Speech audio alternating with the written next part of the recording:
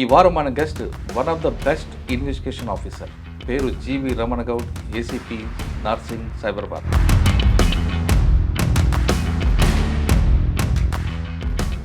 Cinema actor రాజశరణ అవ్వచ్చు, Jani master, YouTuber Sai Harsha.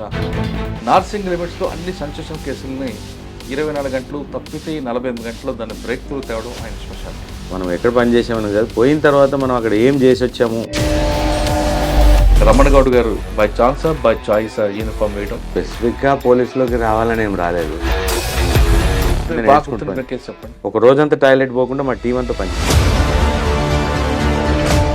ఇటీవల జరిగిన డబుల్ మర్డర్ కేసులో ఒక మహిళని 2 వ్యక్తులు ఇలా చంపారు. చనిపోయింది. ఫస్ట్ మాకు బాడీ ఐడెంటిఫై అయింది, ఒకటే బాడీ ఐడెంటిఫై. సార్ ఆ టైంలో పబ్లిక్ ట్రాఫిక్ సెన్స్ ఉంది అనుకుంటారు. సినిమాలో వారెంట్ ఉందా అని అనే టైంలో మాట్లాడుతున్నారు. ట్రాఫిక్ ఇంకొక ప్రాబ్లం ఉంటుంది, డ్రంక్ అండ్ డ్రైవ్. రిపోర్టర్ ఇక పేరెందుకు, ఇప్పుడు ఆయన ఇప్పుడు సంస్థకే అధిపతి. అండ్ ఎక్కడ దొరికాడు మీకు? అంటే ట్రాఫిక్లో ఈ డైలాగులు బాగుంటాయి. నేను 24 గంటల వల్ల ట్రాన్స్ఫర్ చేస్తాను. ఎంత తాగితే దొరుకుతుందండి? ఒక బీర్ తాగితే 30 వస్తుందా, ఒక వాటర్ వేస్తే 30 వస్తుంది. అంటే ఇది ఎలా ఉంటుందంటే, సార్ ఈ టైంలో ఒక లేడీ మీకు బాగా ఇబ్బంది పెట్టిందండి. అంటే మీరు కెమెరాస్ పట్టుకొని ఉండేసరికి మా యాక్షన్ చాలా స్లో అవుతుంది.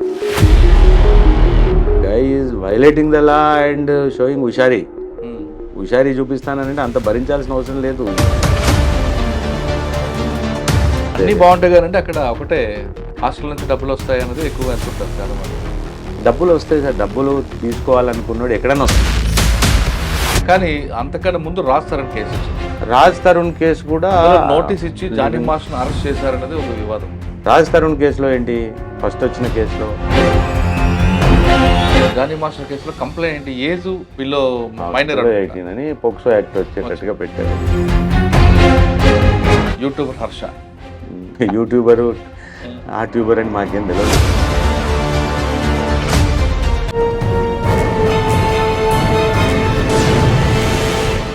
Welcome to crime diaries.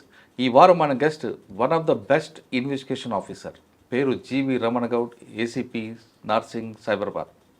Ramana Goud గారు ప్రస్తుతం నార్సింగ్ పోలీస్ స్టేషన్ పనిచేస్తున్నారు. నార్సింగ్లో ఇక్కడ అన్ని సంక్షేమ కేసులు జరుగుతున్నాయి. మీకు సినిమా యాక్టర్ రాజశరణ అవ్వచ్చు, అదేవిధంగా Johnny master, YouTuber Sai Harsha, అదేవిధంగా డబుల్ మర్డర్ కేసు. నార్సింగ్ లిమిట్స్లో అన్ని సంక్షేమ కేసులని 24 గంటలు తప్పితే 48 గంటల్లో దాన్ని బ్రేక్ త్రూ తేవడం ఆయన స్పెషాలిటీ.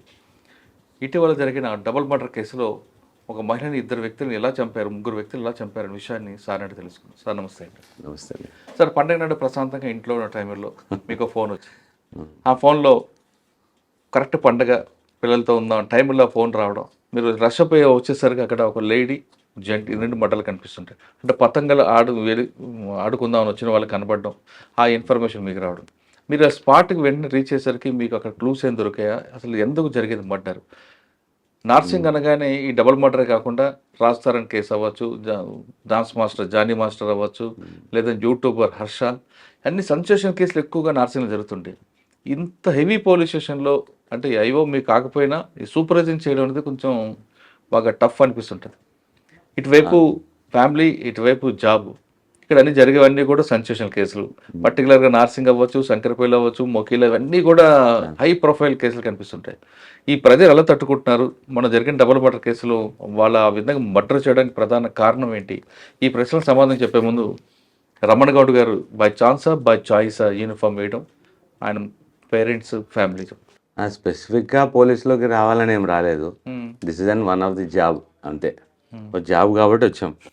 అప్పుడు యూనివర్సిటీలో ఉన్నప్పుడు జనరల్గా మన అందరూ యూనివర్సిటీలో ఉన్న వాళ్ళు పీజీ, ఆ తర్వాత మేము లా చేసేటప్పుడు జనరల్గా ఏమని ఏదో ఒక ఉద్యోగం, మంచి ఉద్యోగం వస్తే చేయాలి అనే, అప్పుడు ఉద్యోగం ఇంకా ఓరియంటేషన్, అప్పుడు కంపల్సరీ ఉద్యోగము అని అన్నది కంపల్సరీ. యూనివర్సిటీ రాకముందు మీ జర్నీ చెప్పండి. అమ్మ నాన్న ఎక్కడి నుంచి వచ్చారు మీరు?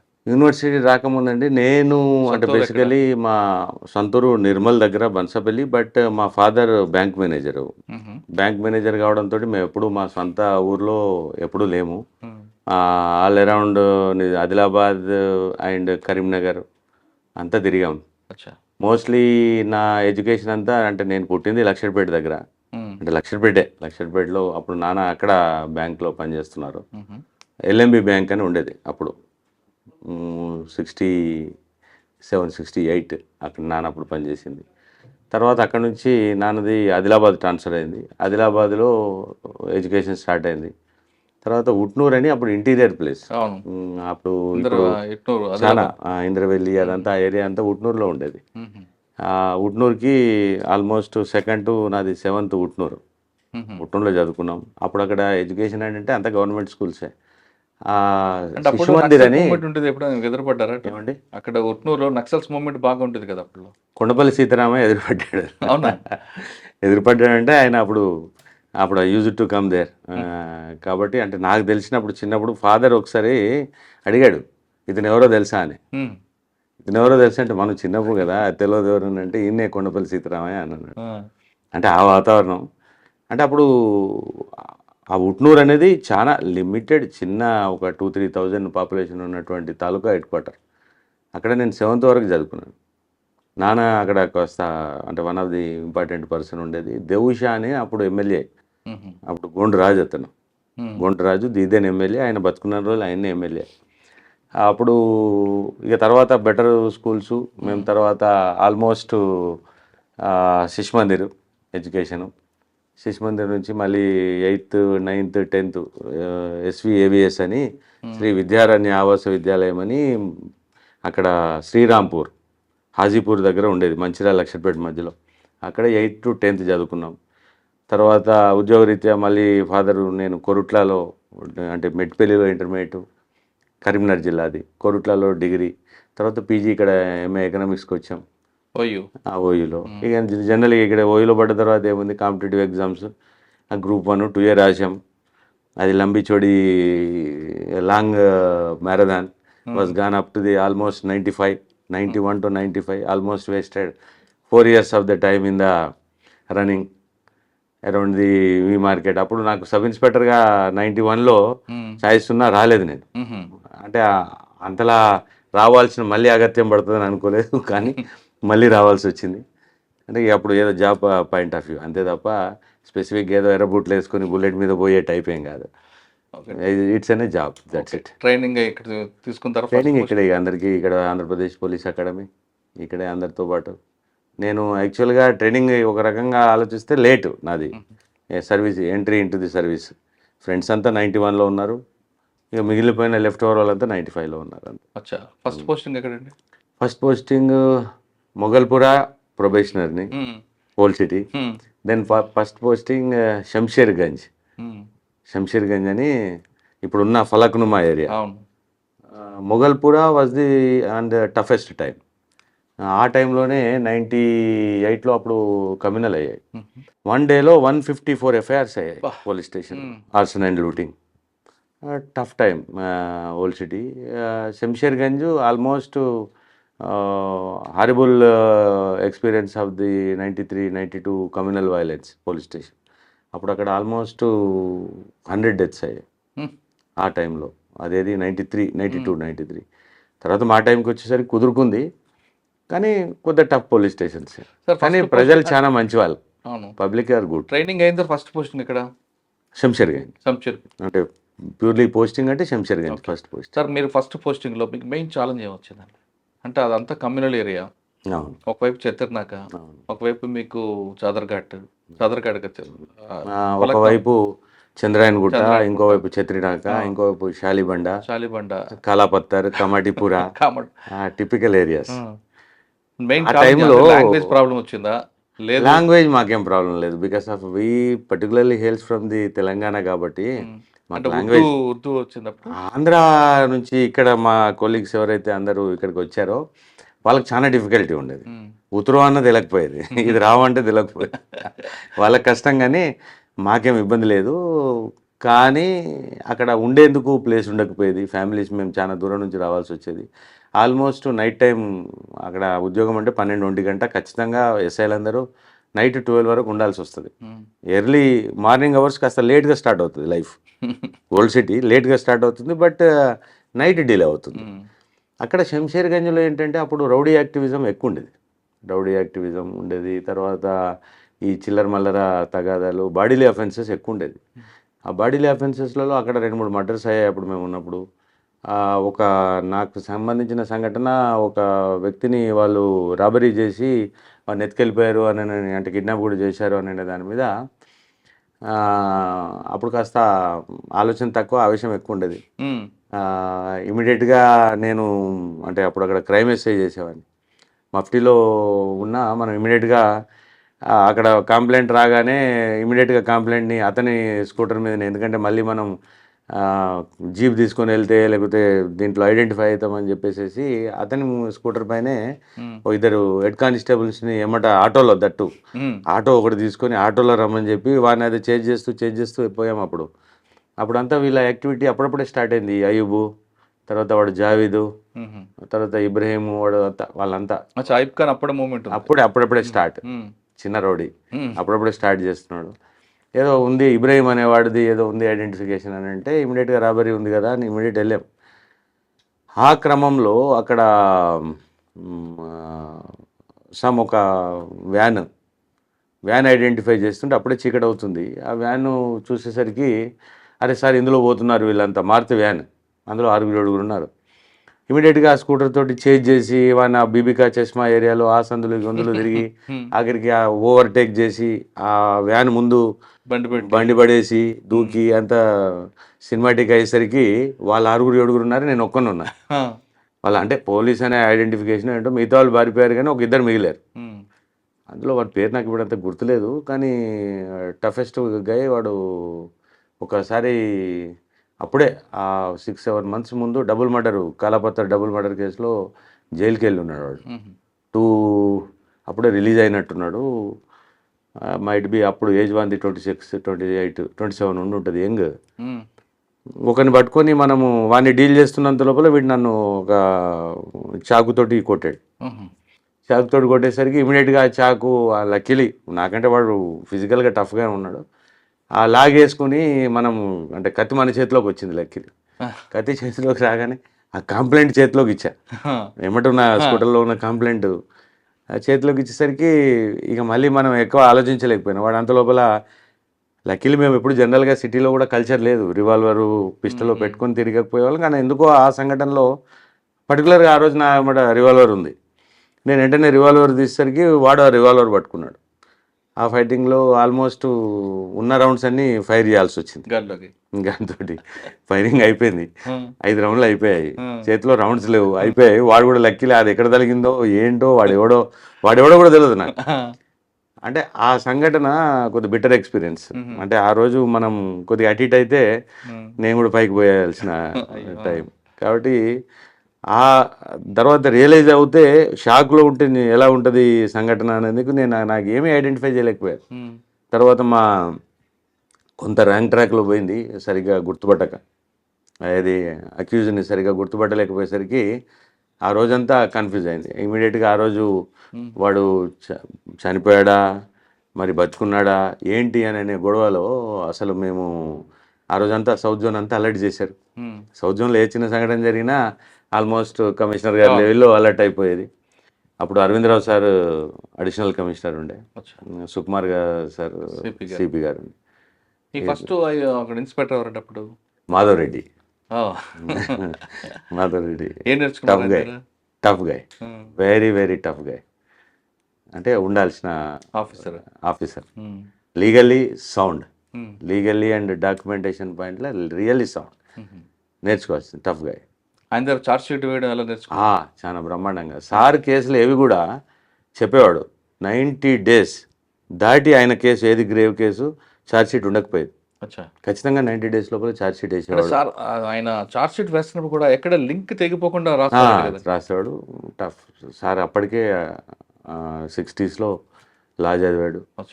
కానీ కొంత పోలీస్లో అలాంటి దాన్ని ఆఫీసర్స్ యాక్సెప్ట్ చేయరు. ఆఫీసర్స్ తోటి కదండి, కోపం అని ఏం కాదు ఆయనకు, కానీ చిన్నదానికి టఫ్గా నిలబడేవాడు కొద్దిగా, అంటే ఉండాల్సిన ఆఫీసర్. తర్వాత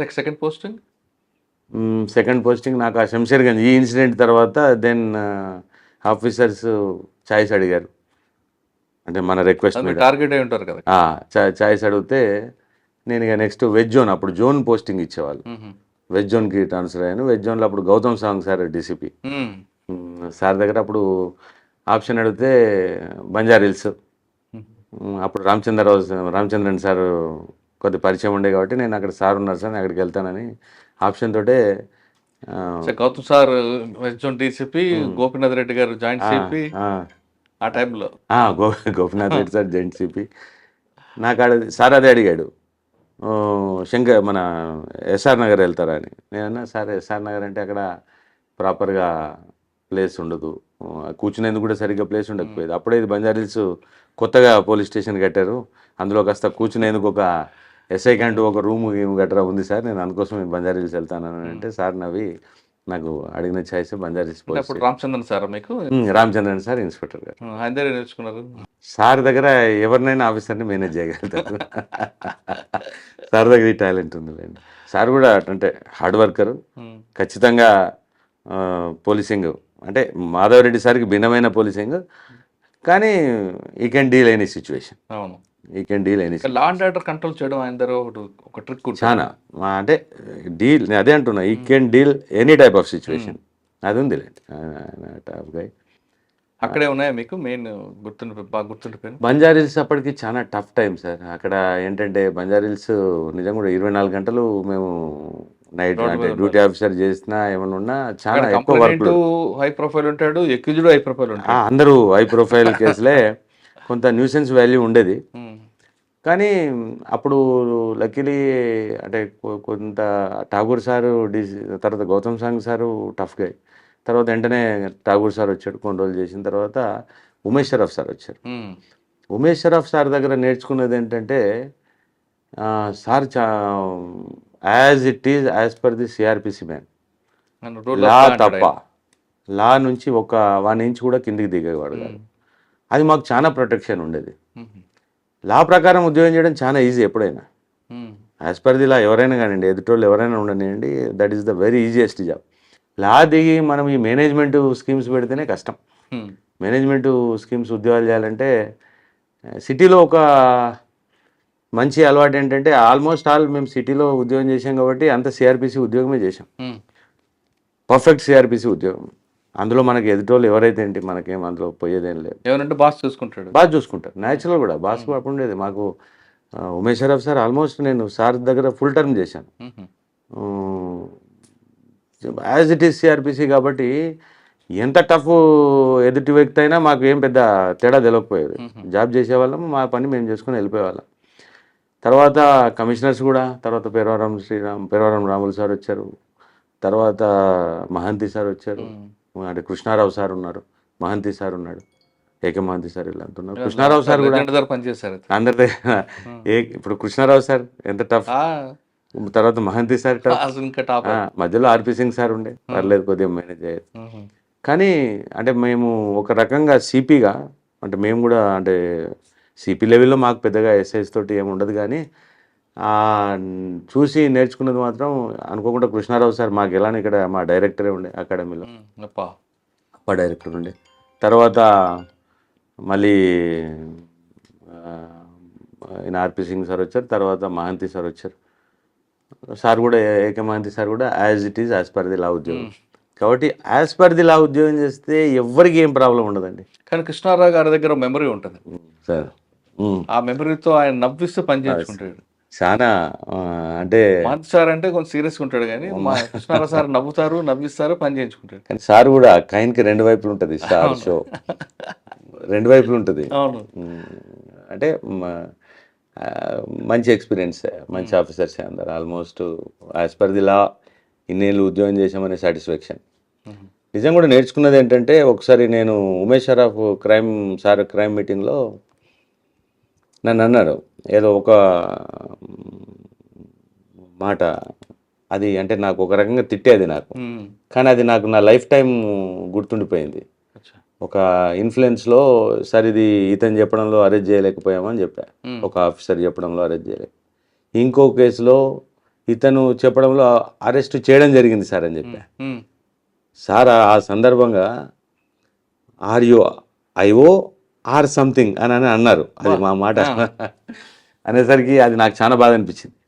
since of that day I'm అంటే నా ఆత్మ అంటే నాకు అంటే ఒప్పుకునేంత మటుకు కాన్షియస్ ఒప్పుకునేంత మటుకు అప్పటి నుంచి ఆఫీసర్లు చెప్పే లీగల్లీ లేకపోతే ఈవెన్ ఆఫీసర్ చెప్పినా ఈయనకుంటా అలవాటయ్యాం. అంటే మీకు ఒక మంత్రం అది మంత్రం అయిపోయింది. నిజం కూడా అది ఎంత పెద్ద మాట అంటే నిజంగా I should oblige by the my law, అంతే తప్ప వాళ్ళు చెప్పారు వీళ్ళు చెప్పారని I can't go on that of the merits అని. నిజంగా కూడా సిటీలో ఆల్మోస్ట్ నాలానే ఉంటారు అందరు మిగతా ఇన్స్పెక్టర్స్ కానీ. అప్పుడు మా జనరేషన్లో అప్పుడున్న బ్యాచ్లో దెబ్బకు సెట్ అయ్యాం అందరం లీగల్ ఉద్యోగం చేసుకోవాలని. నిజంగా కూడా లీగల్ ఉద్యోగం చేస్తే మనకి ఏం ప్రాబ్లం కూడా రాదు. తర్వాత ఎక్కడ నుండి బంజారాహిల్స్ నుంచి బంజారాహిల్స్లో 4 years ఆల్మోస్ట్ చేశాను. తర్వాత నాకు ట్రాఫిక్ ట్రాన్స్ఫర్ అయింది. ట్రాఫిక్లో సార్ నాకు అసలు ట్రాఫిక్ చేయడం అప్పట్లో కొంత ఇష్టం లేకుండే. నేను పర్సనల్గా వెళ్ళి సార్ని అడిగా, ఎంవి కృష్ణారావు సార్ని, సిపి ఉండే. సార్ మీరు పోయిపోయి నన్ను ట్రాఫిక్ వేశారు సార్ అని అంటే, నో సెలెక్టెడ్గా ఎవరైతే నేను అనుకున్నానో అందరినీ, my first concern in the city is the traffic and the second is corruption ఆయన అన్నమాట ఆ రోజు. కాబట్టి మీ అందరు ఎవడెవడైతే ఉన్నాడో అందరినీ టఫ్ ఉన్న వాళ్ళందరినీ ట్రాఫిక్లో వేస్తున్నాం. అరే ఇదేంటి సార్ టఫ్ అంటారు మళ్ళీ ట్రాఫిక్లో వేసారు మీరు అని అంటే సార్ చమత్కారం ఎలా ఉంటుంది నాన్న, అందులో ట్రాఫిక్లో ఉద్యోగం చేయించాడు. ఈ కొన్ని రోజులు చేసిన తర్వాత ఇక మళ్ళీ సార్ ఉన్నంతసేపు ఉండి ఏదో మళ్ళీ బతుకు చూడడానికి ట్రాఫిక్ అప్పుడు ఏ జోన్ పంజాగుట్ట. అబ్బా పంజాగుట్ట టఫ్ ఉండేది. కొంచెం చేసి తర్వాత మళ్ళీ సిసిఎస్ పెట్టుకొని అప్పుడు డీడీ ఉండే కదా, డీడీకి వచ్చాం. డీడీ అదే టైంలో సార్ ఇంట్లో కుక్క ఒకటి తప్పిపోతుంది, అది నిమిషంలో దొరుకుతుంది, అది గుర్తుందా? నాకు గుర్తులేదు. ఎస్ఆర్ నగర్లో ఉన్నప్పుడు ఒక జడ్జి గారి కుక్క తప్పిపోయింది. సార్ కుక్క కూడా తప్పిపోతుంది, కమిషనర్ గారి కుక్క మాయం. అది నాకు ఐడియా లేదు. మా దగ్గర అప్పుడు బంజారీస్లో ఉన్నప్పుడు ఒక జడ్జి గారి కుక్క తప్పిపోయింది. తప్పితే అప్పుడు అదే తతంగం ఉంటుంది, కానీ దానికి అంత పెద్ద ఇంపార్టెన్స్ కాదు. మా ఇన్స్పెక్టర్ చాలా బాధపడిపోయాడు. అప్పుడు మా సిఐ వైటీఆర్ ప్రసాద్ సార్ ఉండే, ఇలాంటి కేసులు కూడా చేయాల్సి వస్తుంది మన కర్మ అని. సార్ ట్రాఫిక్ తర్వాత సార్ మళ్ళీ ఎక్కడ ఇచ్చారు? ట్రాఫిక్ తర్వాత నేను crime branch white colour offence అంటే ఈఓడబ్ల్యూ టీమ్ సిసిఎస్ చేసాం. అది సాటిస్ఫాక్టరీ. ఫస్ట్లో నరసింహారావు సార్ ఉండే, తర్వాత మన అమిత్ గారు సార్ ఉండే, one of the best officer. ఆయన దగ్గర ఏం నేర్చుకున్నారు? చాలా. సార్ కూడా సిబిఐ నుంచి వచ్చారు అప్పుడు. చాలా మంచి ఆఫీసర్ అమిత్ గారు సార్. ఇప్పుడు ఉన్న ప్రజెంట్ జనరేషన్కి ఉండాల్సిన ఆఫీసర్ అసలు. లక్కీలీ ఆయన దగ్గర ఒక స్టైల్ ఉంది. ఒక మర్డర్ జరిగిందంటే ఆ సీన్ ఆఫ్ ఎఫెన్స్ సీన్ దగ్గర నుంచి మిస్ కాడు, ఆయన అక్కడే కూర్చుంటాడు, దాన్ని అక్కడి నుంచి ఆయన యాక్షన్ చెప్తుంటారు. బంజారాస్లో కూడా అలాగే చేశారు ఆయన. అంటే మేము సార్ దగ్గర నేర్చుకుంది ఏంటంటే, సార్ కూడా అనుకోకుండా సిబిఐ కలకట్టా నుంచి ఇక్కడికి వచ్చారు అప్పుడు. కాబట్టి ఈ ఈఓడబ్ల్యూ నాదంటే అంటే వైట్ కలర్ అఫెన్స్ అనేవాళ్ళం. అప్పుడు ఆ టీంలో అప్పుడు తక్కువ ఉండేది. సిసిఎస్ అంతా 10-11 మంది ఇన్స్పెక్టర్స్, ఒక 20-25 మంది ఎస్ఐస్, 2-3 ఏసీపీలు ఉండేవాళ్ళు. ఇప్పుడు చాలా స్ట్రెంత్ పెరిగింది, కానీ అంటే క్రైమ్ కూడా పెరిగింది, స్ట్రెంత్ పెరిగింది. బిల్డింగ్ కూడా అలాగే ఉంటుంది కదా. ఆ బిల్డింగ్ దారుణంగా ఉండేది. కానీ మోస్ట్ సాటిస్ఫైడ్ జాబ్. అంటే అంత సాటిస్ఫాక్షన్ ఉంది. మంచి మంచి కేసులు చేసాం అక్కడ. ఏ ఇంపార్టెంట్ కేసు వచ్చినా మా టీంకి ఇచ్చేవారు. అప్పుడు మా టీంకి మా ఇన్స్పెక్టర్ వైటీఆర్ ప్రసాద్ సార్ ఉండేది. సార్ కూడా ఆల్మోస్ట్ 9 years సిబిఐలో పనిచేశారు, వైజాగ్ సిబిఐ. కాబట్టి ఆ ఎక్స్పీరియన్స్ తోటి మా టీం వచ్చేది. మేము కూడా చాలా కష్టపడ్డా రాత్రి 2-3 గంటల వరకు పనిచేసిన ఆఫీసర్స్ మంచి వాళ్ళు ఉండేవాళ్ళు, ఎంకరేజింగ్ ఉండేవాళ్ళు. కాబట్టి నవ్వుతూనే పనిచేసేవాళ్ళు. రాత్రి 2-3 చెప్పండి. ఈఓడబ్ల్యూలో సరే అప్పుడు మిట్టల్ అని చెప్పేసి ఇక్కడ mittalfin.com అని చెప్పేసి ఒకటి ఇక్కడ నారాయణగూడలో ఓపెన్ చేశాడు. అప్పుడు వాడు ఇక్కడ స్టేట్ వైడ్ ఫ్రాంచైజ్ కాల్ఫర్ చేసి వాడు ఆల్మోస్ట్ ఒక 4 crores ఫ్రాంచైజ్ పేరు మీద డబ్బులు వసూలు చేసేసి ఇక్కడ నుంచి ఎత్తేసాడు. ఇది బిచాన ఎత్తేసాడు. అది అప్పుడు నారాయణగూడ పోలీస్ స్టేషన్లో కేసు రిజిస్టర్ అయ్యి ఆ రోజు అక్కడ పోలీస్ స్టేషన్ ముందా 100-200 మంది గొడవ చేస్తున్నారంటే ఆర్పీ సింగ్ సార్ ఇమీడియట్గా కేసుని సిసిఎస్కి ట్రాన్స్ఫర్ చేయండి అని చెప్తే ఆ కేసు రిజిస్టర్ అయిన ఆ ఒక్కరోజు అటు ఇటుగా అమిత్ గారు సార్ అక్కడికి డీసీపీగా వచ్చారు.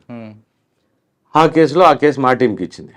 ఆ టీంలో నాకు తెలిసి సార్ తోటి 1-2 daysలోనే నేను మాట్లాడిన. సెకండ్ డే నేను కలకత్తా వెళ్ళాను ఇలానే అక్యూజ్ని ఇమీడియట్గా పట్టుకుందామని. అప్పుడు ఎస్ఐగా వెళ్ళిపోయేవాళ్ళం అని.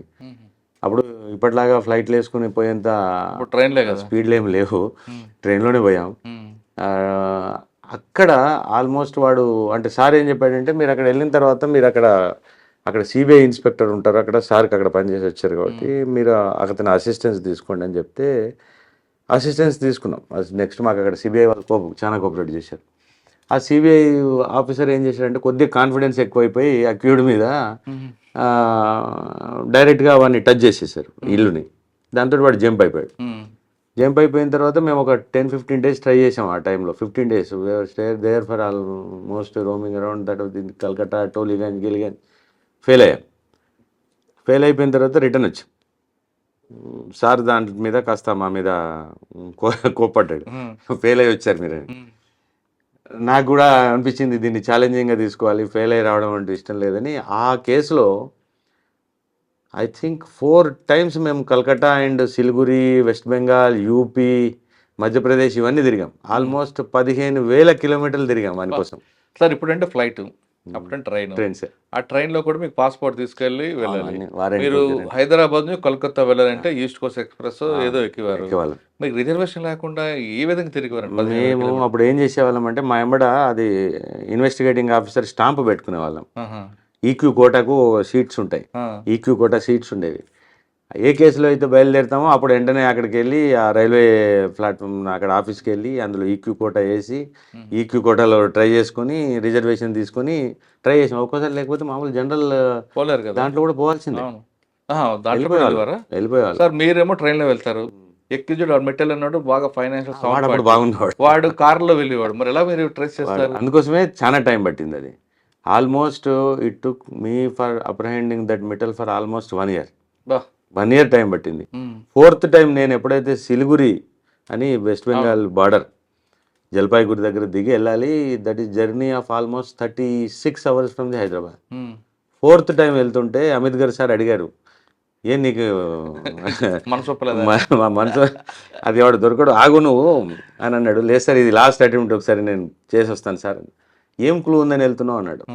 అంటే ఇక్కడ నుంచి ల్యాండ్ లైన్ నుంచి అక్కడికి ఒక కాల్ ఉంది సార్, ఒక కాల్ ఉంది అని అన్నాడు. ఎప్పటి కాల్ అన్నాడు. 6 months బ్యాక్ కాల్ సార్ అని. అంటే అప్పుడు ఆ ఎఫ్ఐఆర్ అయ్యే కంటే ముందు 6 months బ్యాక్ కాల్ సార్ అన్నాడు. ఈ ఒక్క కాల్ మీద వర్కౌట్ అవుతుందా అని అన్నాడు. కానీ ఎందుకో నాకు అది పోదాము అని చెప్పేసి వెళ్ళాం. లక్కీలీ ఆ టైంలో ఎక్కడ సిలిగురి, సిలిగురి 36 hours జర్నీ చేసి ఇక్కడ సిలిగురిలో ఉండి ఆ కనెక్టెడ్ వాళ్ళ ఒకడు బ్లాక్ మ్యాజిక్ వాడు ఒకడు ఉండే. ఆ బ్లాక్ మ్యాజిక్ ఏదో లింక్ దొరికితే వాడు ఎక్కడ మొఘల్ సరాయ్ వారణాసి దగ్గర ఉండే జంక్షన్ రైల్వే స్టేషన్ ఆ నుంచి ఒక 50-60 kilometers దాంట్లో ఉంటుంది. ఒక వాడికి వీడికి లింక్ ఉంది అని అంటే వాని దగ్గరికి ఇంకో టీం పంపించి మళ్ళీ ఇక్కడ నుంచి కలకట్టా నుంచి కోఆర్డినేట్ చేసుకొని అల్టిమేట్గా అప్పుడు 15 రోజులు ఉండి వాడిని కలకట్టాలో మళ్ళీ పట్టుకున్నాం. మిటల్ ఎంత వాడు చీటర్ అంటే వాడి మీద ఆల్రెడీ అప్పటికే నేపాల్, లక్నో, మన కొచ్చిన్, ఒడిశా ఇవన్నీ కేసులు ఉంటాయి, అన్నీ డిటెక్ట్ అయ్యాయి. అది సాటిస్ఫాక్టరీ జాబ్ ఇన్. సార్ సాధారణంగా ఎక్యూజ్ లిఫ్ట్ చేయడానికి మార్నింగ్ టైంలో ఎంచుకుంటారు, అందుకు ఒకటి. 2 యూనిఫామ్ వేసుకుని వెళ్తే బెటరా, యూనిఫామ్ లేకుండా సివిల్ వెళ్తే బెటరా? శాస్త్ర ప్రకారం యూనిఫామ్లో వెళ్ళి అరెస్ట్ చేయాలని ఉంటుంది, కానీ యూనిఫామ్లో వెళ్తే ఎవడో దొరకడు. ఎందుకంటే యూనిఫామ్లో వాడు కాల్చుకొని కూర్చుంటాడా. తతంగం అంతా కంప్లీట్ చేయాల్సి వచ్చేటప్పుడు యూనిఫామ్ బ్యాడ్జ్, నీ నేమ్ ప్లేటు అవన్నీ ఉంటాయి, అవన్నీ రాస్తాం. కానీ జనరల్గా మేము సిసిఎస్లో కూడా యూనిఫామ్ ఏమి ఉండదు, మామూలుగానే మాఫ్టీలోనే జాబ్ చేసేవాళ్ళం. ఐడి కార్డ్ ఏమిటి ఉంటుంది, ఐడి కార్డ్ ఖచ్చితంగా. కానీ మీరు తీసుకొస్తారు, కొంతమంది ఏం చేస్తారు మిమ్మల్ని ఇబ్బంది పెట్టడానికి, ఎవరో వ్యక్తులు వచ్చారు కిడ్నాప్ చేశారని. తప్పకుండా అలా కూడా మా మీద కూడా కేసులు రిజిస్టర్ అయ్యాయి. నా మీద ఢిల్లీలో రిజిస్టర్ అయింది, కలకట్టాలో ఒకసారి కేసు అయింది. అవుతాయి అంటే, కానీ లీగాలిటీ ఎప్పుడు ఆల్వేస్ ప్రివేల్స్. కాబట్టి మేము కూడా కంపల్సరీ అక్కడ లోకల్ పోలీస్ స్టేషన్లో ఇన్ఫార్మ్ చేసేస్తాం ఇమీడియట్గా. పట్టుకునేటప్పుడు ఒకవేళ మేము ఎప్పుడైనా ఎమర్జెన్సీ ఉందంటే వాళ్ళ సహాయం తీసుకోకుండా దొరికిన తర్వాత అయినా ఖచ్చితంగా లోకల్ పోలీస్కి ఇస్తే వాళ్ళు ఇంటిమేట్ చేస్తారు కదా, ఇన్ఫర్మేషన్ లీక్ చేస్తారు. ఆ డౌట్ తోటే మేము కూడా జనరల్గా రిస్క్ తీసుకుంటాం. కానీ ఇప్పుడున్న కండిషన్లలో రిస్క్ అవసరం లేదు. కానీ అప్పట్లో ఎర్లీ మార్నింగ్ ఎందుకంటే లిఫ్టింగ్ ఉంటుంది, ఎర్లీ మార్నింగ్ కదా మరి వాడు వచ్చి పడుకునే నైట్లో కదా వాడు, లేకపోతే మేము లేట్ నైట్ లొకేషన్స్ తీసుకునే పోతాం. లేట్ నైట్ లొకేషన్స్ ఒక దగ్గర వచ్చాయి, ఒక 10 లొకేషన్స్ వచ్చినాయంటే దాని అర్థం వాడు అక్కడ ఉంటుండని అర్థం. లేట్ నైట్ సిడిఆర్లు లేకపోతే మనం ఇప్పుడు కదా అప్పట్లో అప్పట్లో కూడా సిడిఆర్స్ ఉండే, అంటే 2004 నుంచి మెల్లిగా సిడిఆర్స్. సార్ మీరు ఆ మిట్టల్ గ్యాంగ్ కోసం దాదాపు సంవత్సరం తిరిగారు కోల్కతా. మీకు పాస్పోర్ట్ ఇచ్చిన ఇంకా ఎక్స్పెండిచర్ చాలా ఉండదు, చెప్పాలని ఎక్స్పెండిచర్ ఉంటుంది. అదంతా గవర్నమెంట్ పే చేసుకుందా లేదా మీ పాకెట్లో పెట్టుకుని మాట పడ్డామని చెప్పి? పూర్తిగా చేయదు. మనకున్న కండిషన్స్, మనకున్న అన్ని ఫెసిలిటీస్ గవర్నమెంట్ ఏం కల్పించలేదు. గవర్నమెంట్ వాళ్ళ శాస్త్ర ప్రకారం 200 రూపాయలు ఇస్తారు పర్ డే. తప్పదు. 200 రూపాయలు ఏమొస్తుంది అక్కడ? అదే తప్పదు, అది పెట్టుకుని చేసుకోవాలి మనం. సాటిస్ఫాక్షన్ ఉంటుంది. ఓకే. సిసిఎస్ తర్వాత ఎక్కడికి వచ్చారు? తర్వాత అక్కడ నుంచి టాస్క్ ఫోర్స్ వెళ్ళానండి. టాస్క్ ఫోర్స్ కూడా ఎందుకు వెళ్ళానంటే, టాస్క్ ఫోర్స్ పోవడం నాకు నిజంగా పెద్ద ఇష్టంగా లేకుండే అప్పుడు. నా 3 years టర్మ్ అయిపోయింది ఆల్మోస్ట్ సిసిఎస్లో. అప్పుడు Rajiv Trivedi sir additional commissioner crimes ఉండే. ఏదో చిన్న విషయంలో మా ఒక ఇమీడియట్ ఆఫీసర్ తోటి గొడవ నేను చెప్పా, నేను సార్ ఎక్కడ వాల్యూ లేని దగ్గర నేను పనిచేయను, I have to shift from this place to some another place, sir, which is nearer to my house. హైదరాబాద్లో సిటీ పోలీస్లో always our preference is to be near to the residence. అంతే తప్ప ఈ police station ఆ police station అని పెద్దగా priorities ఏమి ఉండకపోయేవి. ఇప్పుడు డిస్టిక్లలో ఈవెన్ సైబరాబాద్లో ఉన్నట్టుగా అదే శాంతినగర్ దగ్గరలోనో దగ్గరలోనో క్వార్టర్స్ ఎక్కడ ఉంటే దగ్గర. అప్పుడు మాకు బేగంపేట క్వార్టర్స్. బేగంపేట అదే మూడే కదా. మూడే బేగంపేట క్వార్టర్స్లో ఇంటి దగ్గర ఉండాలని కోరుకున్నాం. బేగంపేట క్వార్టర్స్లో ఉన్నప్పుడు నేను అడిగిన పోస్టింగ్ కూడా ఏంటంటే, సార్ ఆ బేగంపేట నియర్ బై ఏదైనా పోస్టింగ్ ఇవ్వండి, లేకపోతే నార్త్ జోన్ టాస్క్ ఫోర్స్ ఇవ్వండి. నార్త్ జోన్ టాస్క్ ఫోర్స్ అంటే అప్పుడు బల్విందర్ సింగ్ సార్ అప్పుడు కమిషనర్ అండి. అప్పుడు ఆయన అన్నాడంట, సార్ ఎందుకు ఆయన అంత స్పెసిఫిక్గా నార్త్ జోన్ అని అడుగుతున్నాడంటే, వేరే ఉద్దేశం ఏం లేదు సార్, ఆయన ఇల్లు దగ్గర ఉంటాయి. సార్ సపోర్ట్ చేసేవారు అప్పుడు, ఆఫీసర్స్ కూడా అట్లా సపోర్ట్ చేసేవాళ్ళు. మనకు కూడా సాటిస్ఫాక్షన్ ఉండేది. ఆఫీసర్స్ మన వాళ్ళు ఉంటే ఒక శబాష్ అని అంటే 1 కోటి రూపాయలు ఇచ్చిన దానికంటే ఎక్కువ దానికోసమే పనిచేసేవాళ్ళు. ఈవెన్ ఇప్పుడు నేను కానీ మా వాళ్ళు కానీ ఎవరు పనిచేసినా పోలీస్ ఆఫీసర్స్ ఎప్పుడైతే శబాష్ అని అంటాడో మనకి అది భారతరత్న ఇచ్చినంత గొప్ప కాబట్టి పనిచేస్తారు మన వాళ్ళు. దానికోసం చొక్కాలు దించుకొని పనిచేస్తారు. మీకు టాస్క్ ఫోర్స్లో ఎగ్జాంపుల్ చెప్తాను మీకు. ఒక కేసులో మేము తెనాలి వెళ్తే, అంటే మన వాళ్ళు టాస్క్ ఫోర్స్లో అప్పుడు కమలాసన్ రెడ్డి సార్. కమలాసన్ రెడ్డి సార్ మాకు మా సార్ సీనియర్ కూడా యూనివర్సిటీలో. సార్ కూడా వర్క్ ఎక్స్ట్రాక్షన్ పర్ఫెక్ట్. దాంట్లో ఒకటి మీకు ఎగ్జాంపుల్ చెప్తున్నాను, ఎంత కష్టపడతారు మన వాళ్ళు అనేటానికి. ఈవెన్ అంటే బ్లంట్లీ అంటే టాయిలెట్ కూడా ఆపుకొని ఒక రోజంతా టాయిలెట్ పోకుండా మా టీం అంతా పనిచేసింది తెనాలిలో. టాయిలెట్ పోతే మార్నింగ్ టైంలో టాయిలెట్ కూడా ఆపుకొని ఎవడు ఉద్యోగం చేస్తాడండి. ఇవాళ రేపు మా డిపార్ట్మెంట్ అంత ప్రయారిటీ ఇచ్చిన కేసు ఏంటో. జనరల్ ప్రయారిటీ ఉన్న మనకి ఏదైనా ఇంపార్టెంట్ ఒక టాస్క్ మీద పోయినప్పుడు వేరే డిపార్ట్మెంట్కు మా డిపార్ట్మెంట్కు అంటే నేను వాళ్ళని తక్కువ చేయడం అనట్లే, కానీ మా దాంట్లో పాపం నెత్తి మీద వేసుకొని పనిచేస్తారు. అది కరెక్టే. టాయిలెట్ వెళ్ళక కాదు, పండగ పక్కన అన్ని బాగా పనిచేస్తారు. నిజంగా నాకు ఆ రోజు వండర్ఫుల్ అనిపించింది ఏంటంటే, నేను తట్టుకోలేను. నేనేం చేశాను, నేను నాతోటి కాదురా బాబు నేను వెళ్తున్నానని చెప్పి నేను ఒక ఆడ నుంచి ఒక టౌన్ తెనాలి 10 కిలోమీటర్లు ఉంటే నేను వెళ్ళిపోయా. మా టీం అక్కడ స్టే చేసింది. అల్టిమేట్గా మేము 12-1 గంట వరకు మళ్ళీ రిటర్న్ వచ్చాను. అంటే నేను వెంటనే ఒక హాఫ్ అన్ అవర్ రిటర్న్ వచ్చాను. 11-12 గంటలు పట్టుకున్నాం. 12 పట్టుకొని తెనాలికి వెళ్ళిన తర్వాతనే మా టీం అందరూ టాయిలెట్స్కి వెళ్ళారు. నాకు ఆ రోజు అసలు అనిపించింది, వీళ్ళు మా వాళ్ళు రాక్షసులు. ఇంకా అంటే టాయిలెట్ వెళ్ళకుండా పట్టుకున్న కేసు ఏంటంటే, అంటే వాడు అప్పుడు దేవుడు నటోరియస్ ఫెలో ఉండే వాడి ఆ వెహికల్ ఐడెంటిఫై అయింది మాకు అక్కడ.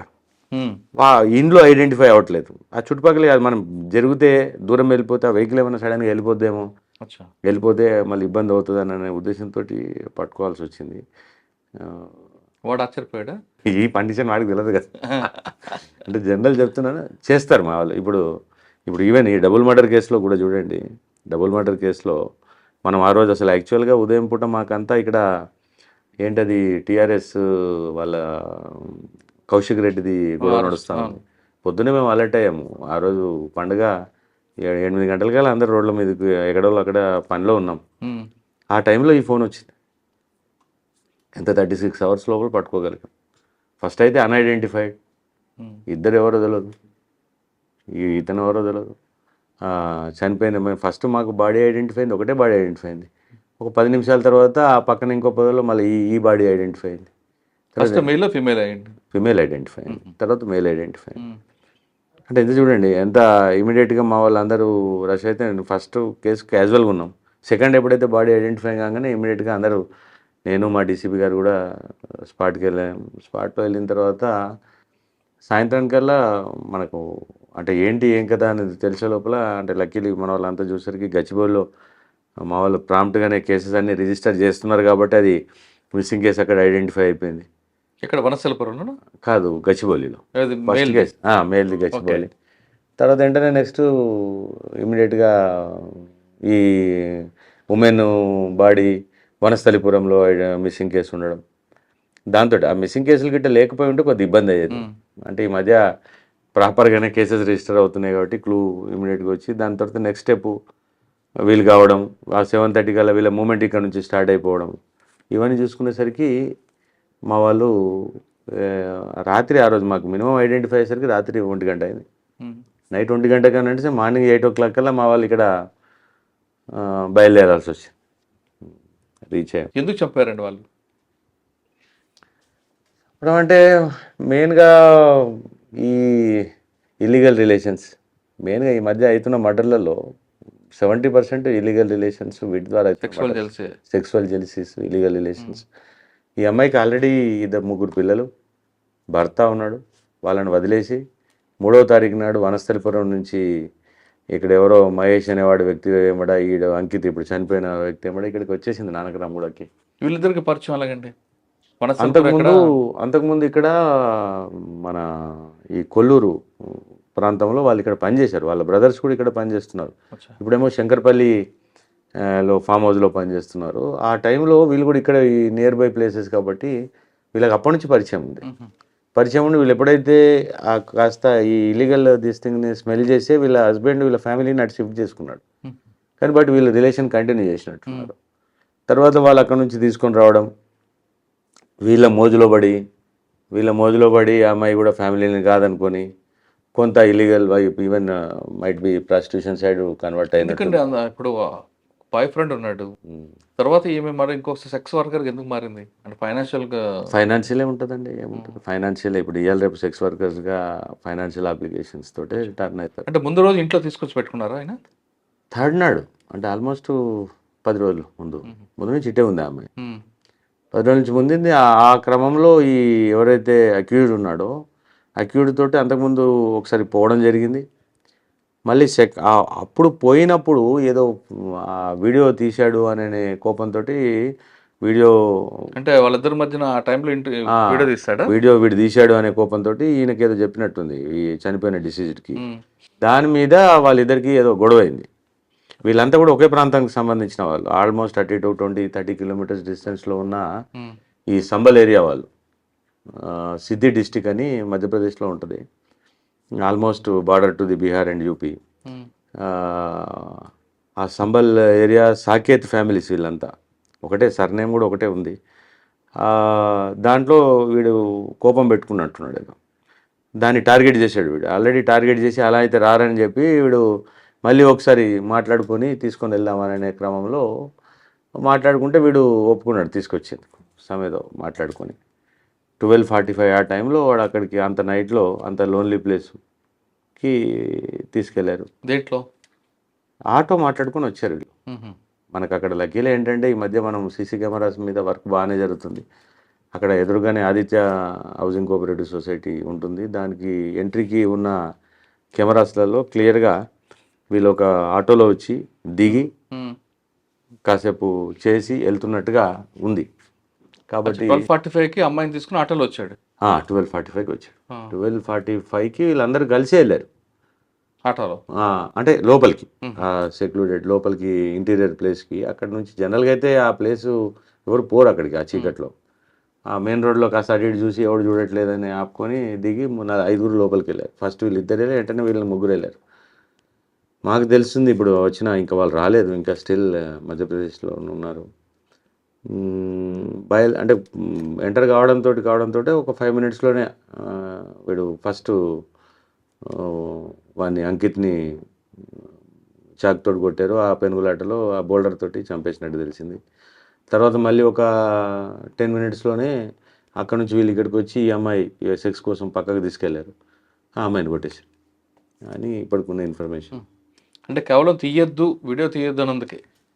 కాకపోవచ్చు, నేను అది ఒక్కటి దాని మీద ఏదైనా బేస్ అని అనుకుంటున్నాము. యాక్చువల్లీ ఇంత చిన్న రీజన్కి ఉండకపోవచ్చు, ఏదైనా ప్రీవియస్ ఎనిమిటీ కూడా ఏమైనా ఉందా అనేది చెక్ చేసుకోవాలి. వాళ్ళు వచ్చిన తర్వాత క్లారిటీ వచ్చిన తర్వాత క్లారిటీ వస్తుంది. అంటే అక్కడ మన వాళ్ళు అడిగారు ఉంటారు కదండి, వాడికి అడిగి అంత ఉంటారు కానీ హ్యాబిట్ ఉందా? అంత ఈజీగా అక్యూజ్డ్ కన్ఫెస్ చేయడు. రీజన్ అంత ఈజీగా మనం అడగగానే చెప్పడు వాడు. అవును. ఏదో ఒకటి చెప్తుంటాడు. కొంత టిపికల్గానే అనిపించింది ఈ చిన్న రీజన్కి. వాడి కస్టడీ తీసుకున్న తర్వాత మీకు క్లారిటీ వస్తుంది. మళ్ళీ కస్టడీ తీసుకుని మేము ఇక్కడ మన ప్రాంతానికి వస్తే తప్ప విన్నారు కదా, అవును. ఇక్కడికి వస్తే వింటారు. సార్ టాస్క్ ఫోర్స్ తర్వాత ఎక్కడికి వచ్చారు మీరు?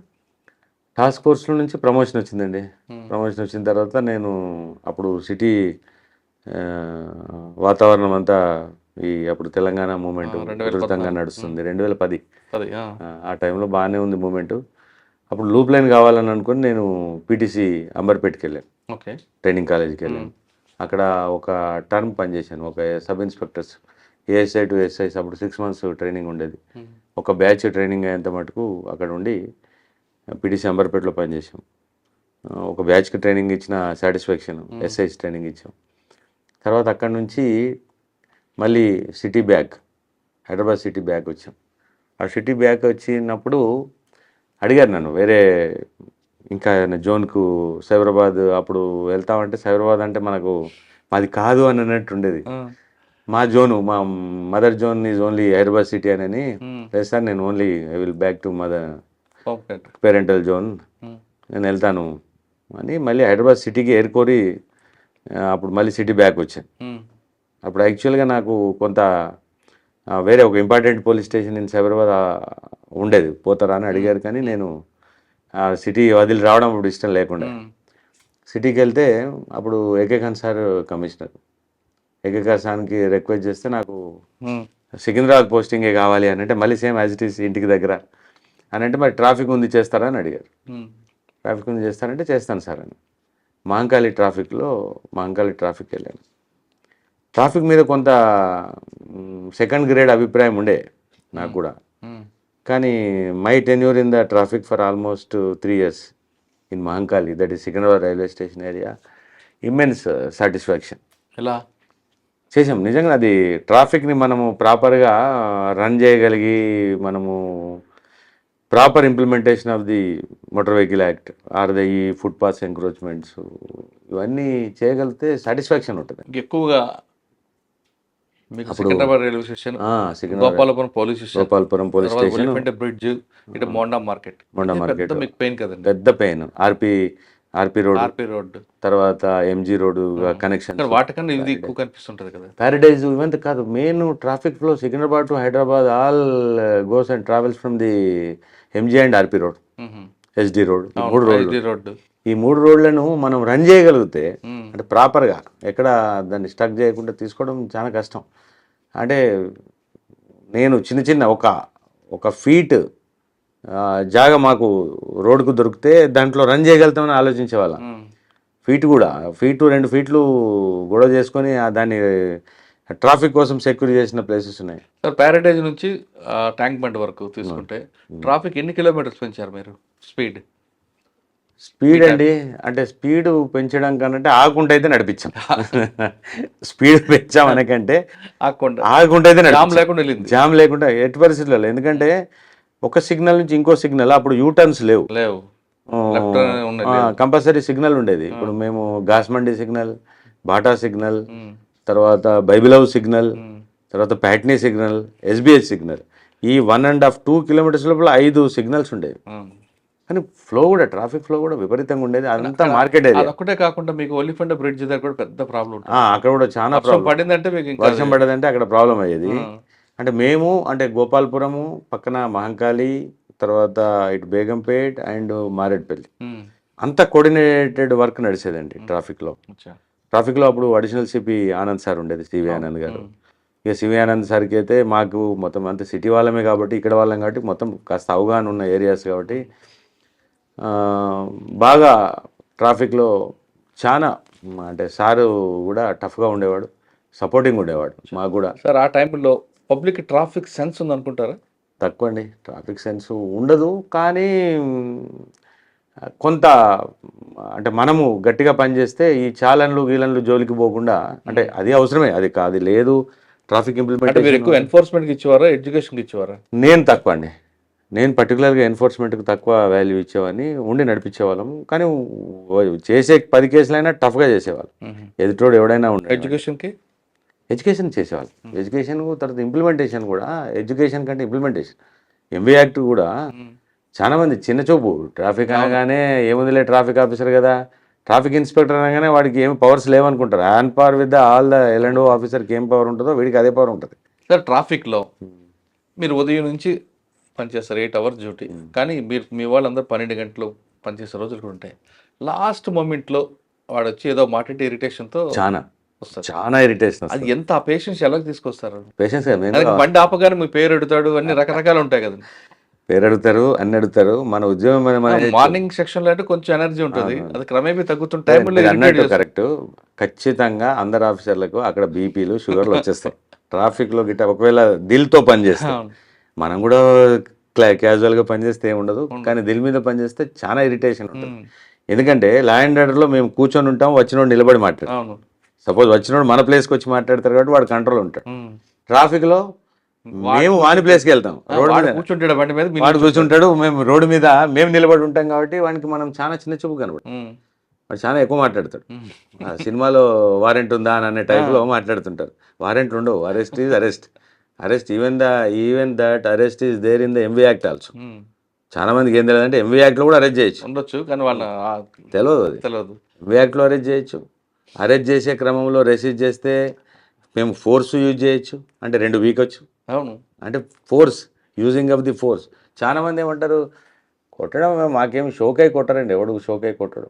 ఓన్లీ ఎప్పుడైతే మాకు విధులకు ఆటంకం కలిగిస్తాడో, మేము అప్రహెండ్ చేసేటప్పుడు అడ్డం పడతాడో అప్పుడే మేము ఫోర్స్ యూజ్ చేస్తాం తప్ప అడ్డంగా మాకేమి పని లేక ఫోర్స్ ఎవడు యూజ్ చేయడం. లేని కోపాన్ని ఎందుకు తెచ్చుకుంటారండి ఆఫీసర్ కూడా?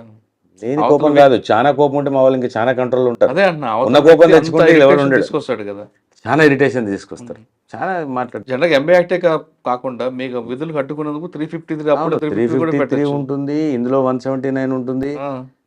That is all there. CV Anand sir body camera పెట్టారు, బాడీ కెమెరా స్టార్ట్ చేశారు, దానివల్ల బెనిఫిట్ వచ్చింది. అంటే ఎదుటోడు బిహేవియర్ అర్థమవుతుంది. చాలాసేపు ఏం చేస్తారంటే వాడి బిహేవియర్ ఎవడు చెప్పుకోడు, మా పోలీస్ వాళ్ళ మీద నెపం నెట్టేస్తారు. ఏమని పోలీసు ఎవరు అది తిట్టాడు, ఇది తిట్టాడు, చేంజ్ చేసుకున్నాడని. ఫస్ట్ వాడు చేసిన పని ఎవడు చెప్పడు. ఇప్పుడు నేను మీకు ఒక ఎగ్జాంపుల్ చెప్తాను. ఒక వెహికల్ ఒక దగ్గర సిగ్నల్ జంప్ అయి వెళ్తుంది. నేను ముందు ఉన్నాను, ఏంటి వీడు సిగ్నల్ జంప్ ఇంత అడ్డంగా చేసి వెళ్తున్నాడని ముందు సిగ్నల్ ఆపుకొని నేను చేంజ్ చేసి అక్కడ పోయా. అప్పుడు అలా పోయేవాళ్ళం, ఇప్పుడు ఎవరు పోవట్లేదు అని. ఆగిన తర్వాత చూస్తే వాడు వెహికల్ మీద అంటే లగేజ్ ఉంది, జస్ట్ వాడు యూఎస్ నుంచి వస్తున్నాడు. యూఎస్ నుంచి వస్తున్న క్యాండిడేట్ కూడా మన కంట్రీలో దిగగానే మనకి లా బ్రేక్ చేయాలనిపిస్తుంది. అక్కడ నోరు మూసుకొని పనిచేస్తుంది, అక్కడేమో చాలా అద్భుతంగా పనిచేస్తుంది. అసలు యూఎస్ లో ఎంత బాగుంటది, ఇలా అంటే అలా పట్టుకుంటారు పోలీసు వాళ్ళు, అలా అంటే ఇలా పట్టుకుంటారు అని కథలు చెప్తారు ఇక్కడికి వచ్చి.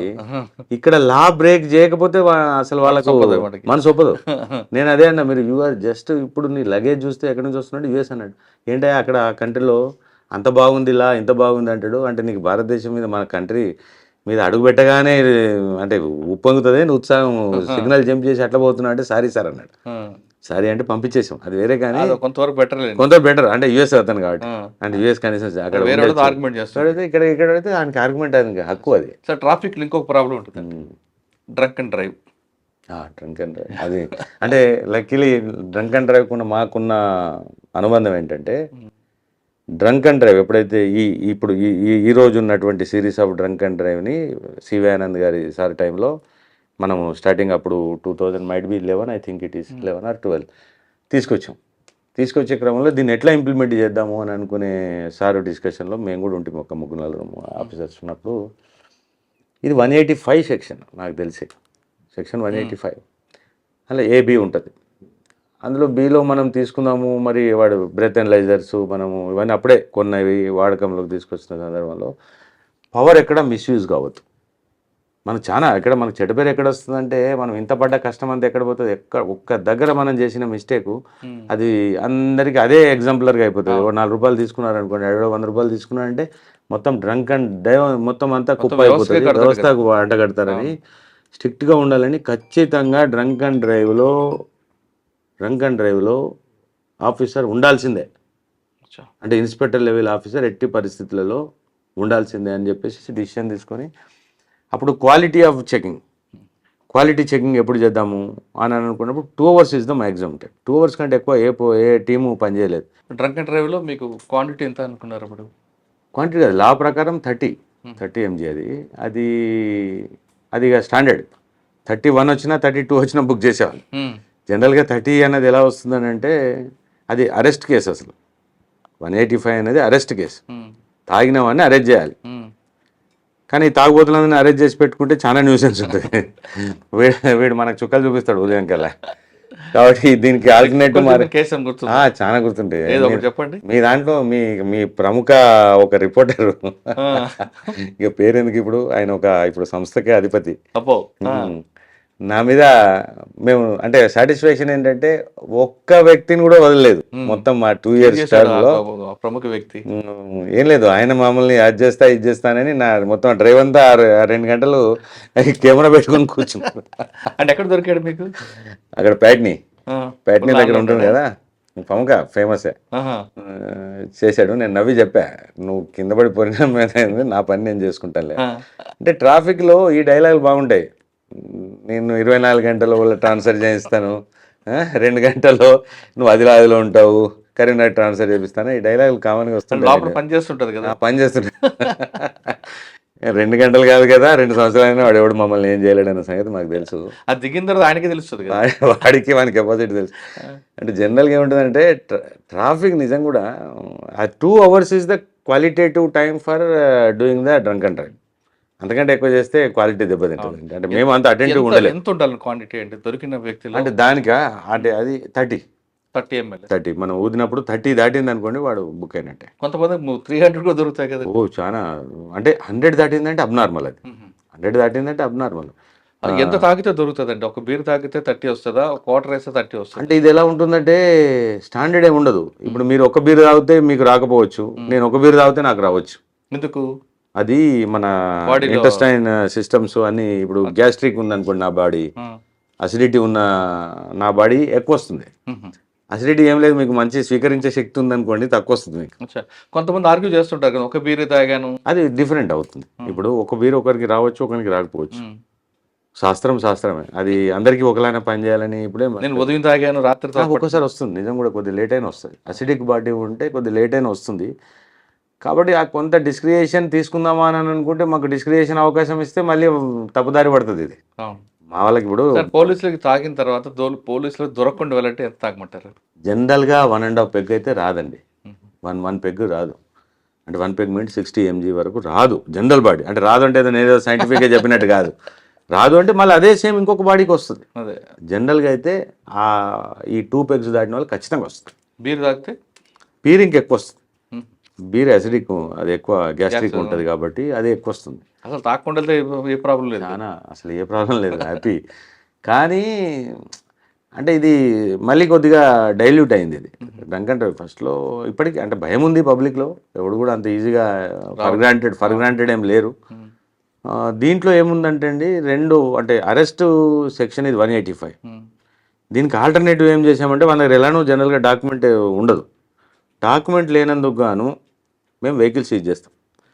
Vehicle seizure is under 207. But having knowledge of the 2013 చెప్తున్నా. అప్పుడు ఐపీసీ అదే ఎంవీ యాక్ట్. ఇప్పుడు కూడా అదే ఎంవీ యాక్ట్. అప్పుడు ఉన్నది ఏంటి, 207లో సీజర్ చేసేవాళ్ళం. సీజర్ చేసినప్పుడు ఏమైందంటే సీజర్కి 4 నిబంధనలు ఉంటాయి. అంటే వయలేషన్ ఆఫ్ సెక్షన్ 3, 4, 39 అండ్ 192 ఇవి కొన్ని సెక్షన్స్ ఉంటాయి. వాటి వయలేషన్స్కే మేము సీజ్ చేసేస్తాం. సీజ్ చేసినప్పుడు అది 3 days లోపల ఏదో చేయాలి, ఆ తతంగం అంతా ఉంటుంది లేండి. అది కొద్దిగా మేము కూడా మా సైడ్ నుంచి కాస్త ఎక్సెస్ అయ్యి సమాజాన్ని ఉద్ధరించే క్రమంలో అది మాకు కాస్త కోర్టు నుంచి పడి మేము కొద్దిగా డీల్ అయిపోయాం.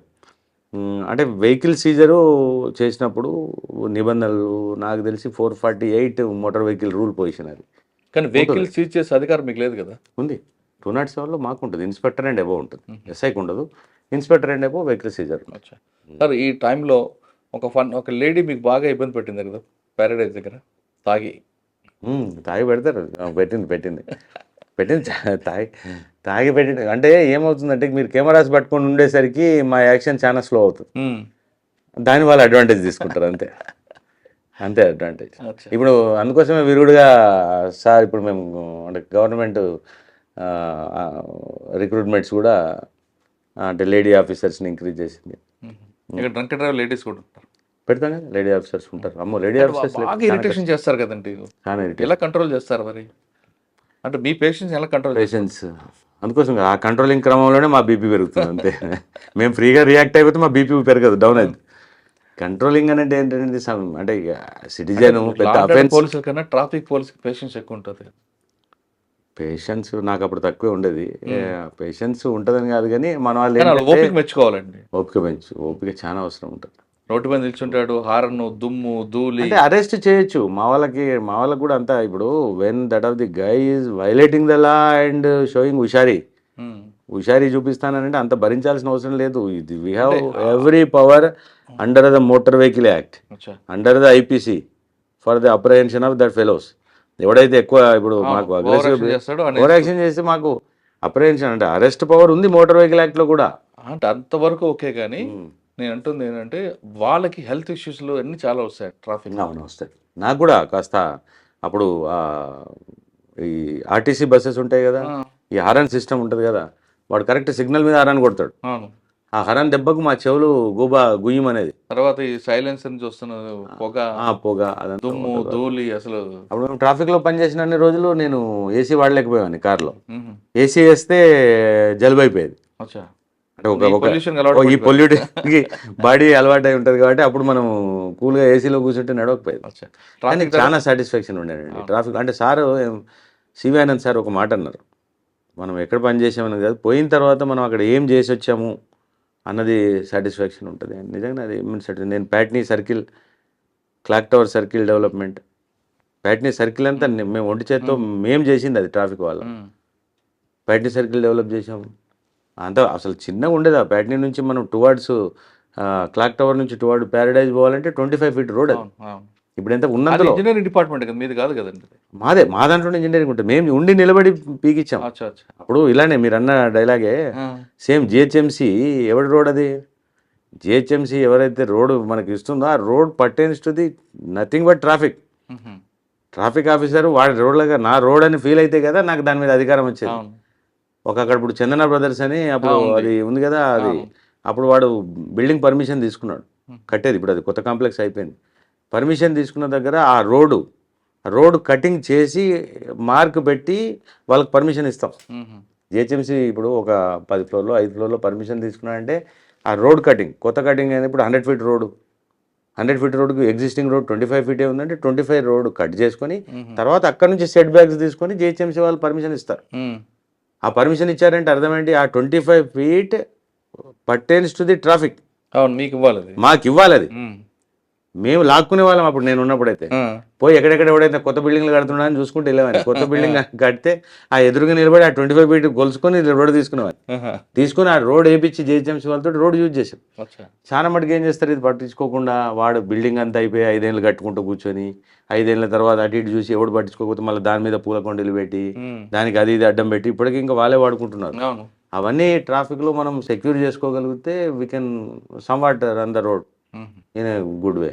కొంతమంది రెడ్ కార్పెట్ వేసి వాళ్ళ కార్లు మాత్రం పెట్టుకోవడం, వాళ్ళ కార్లు అవన్నీ నడవవు ట్రాఫిక్లో. అది మా కన్సర్న్ మా డ్యూటీ అది. ఎస్హెచ్ఓగా మేము లాక్కోవాలి. వాస్తవంగా సార్ పబ్లిక్ కి ట్రాఫిక్ పోలీస్తో ఎక్కువ అవసరం ఉంటుంది లా అండ్ ఆర్డర్ కన్నా. Traffic is the face of the police అండి. Traffic is the face of the police. మా ఎఫిషియన్సీ అంతా పనిచేసేది ల్యాండ్ ఆర్డర్ సెకండరీ. ఇన్ఫాక్ట్ ప్రతి పొద్దున్న లేస్తే పని ఉండేది ట్రాఫిక్ వాళ్ళతో పని ఉంటుంది పబ్లిక్కి. ఓదో 10% ఏది 2-3% వరకు మాత్రమే ల్యాండ్ ఆర్డర్ తోటి పని. కొట్టాడు తిడితే 2%. But average the total 100% utilization traffic దే. ట్రాఫిక్ వాళ్ళు అందుకోసమే అంటే అప్రిషియేషన్ పోలీసింగ్కి రావాలంటే ట్రాఫిక్ తోటి చాలా వస్తుంది.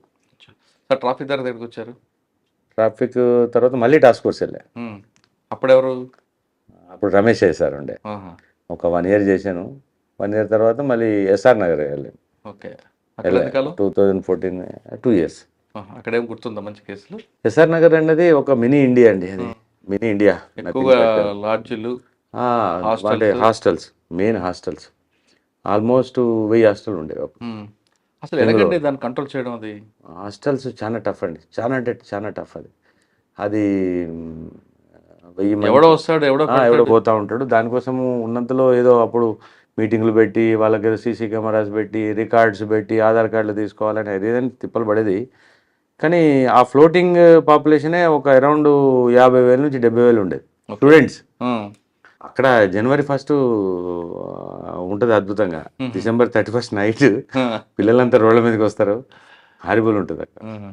అది మినీ ఇండియా నిజంగా కూడా. ఎస్ఆర్ నగర్ అంటే నాకు తెలిసి అప్పుడు ఎస్ఆర్ నగర్ హైయెస్ట్ పాపులేషన్ ఉన్నటువంటి యునైటెడ్ ఆంధ్ర పోలీస్ స్టేషన్. అది కానీ క్రైమ్ రేట్ కూడా ఫస్ట్ అదే కదా? ఫస్ట్ అదే ఉంటుంది. మధ్యలో తగ్గింది కానీ అది ఆల్మోస్ట్ అప్పుడు అవుట్స్కర్ట్స్ ఉండేది కాబట్టి అప్పుడు పెద్ద ఏరియా ఉండేది. ఆల్మోస్ట్ మాదాపూర్ బోర్డర్ అంటే బోరబండ అలాపూర్ సైడ్ నుంచి పెడితే ఇక్కడ గ్రీన్ పార్క్ హోటల్ వరకు అది లిమిట్. పంజాగుట్ట బోర్డర్ వరకు. పంజాగుట్ట చాలా పెద్ద పోలీస్ స్టేషన్. అప్పుడే 4 లక్షల చిల్లర పాపులేషన్ ఉండేది.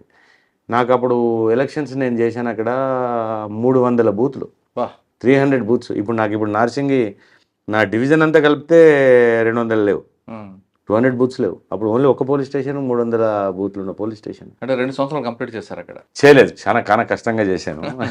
అంటే నేను విల్ఫుల్గా అక్కడ నుంచి వెళ్ళిపోదామని చాలా ట్రై చేశాను. అంటే ఎందుకు వర్క్ లోడ్ ఎక్కువ? వర్క్ లోడ్ కాదు, ఎందుకో నాకు నచ్చలేదు. నేను వెళ్ళిపోదామని అనుకున్నా. లూప్ లైన్ నగర్ పొల్యూషన్ అంటే అందరు చాలా కోరి పోతారు, బాగా కవర్లు వస్తాయి అనుకుంటారు.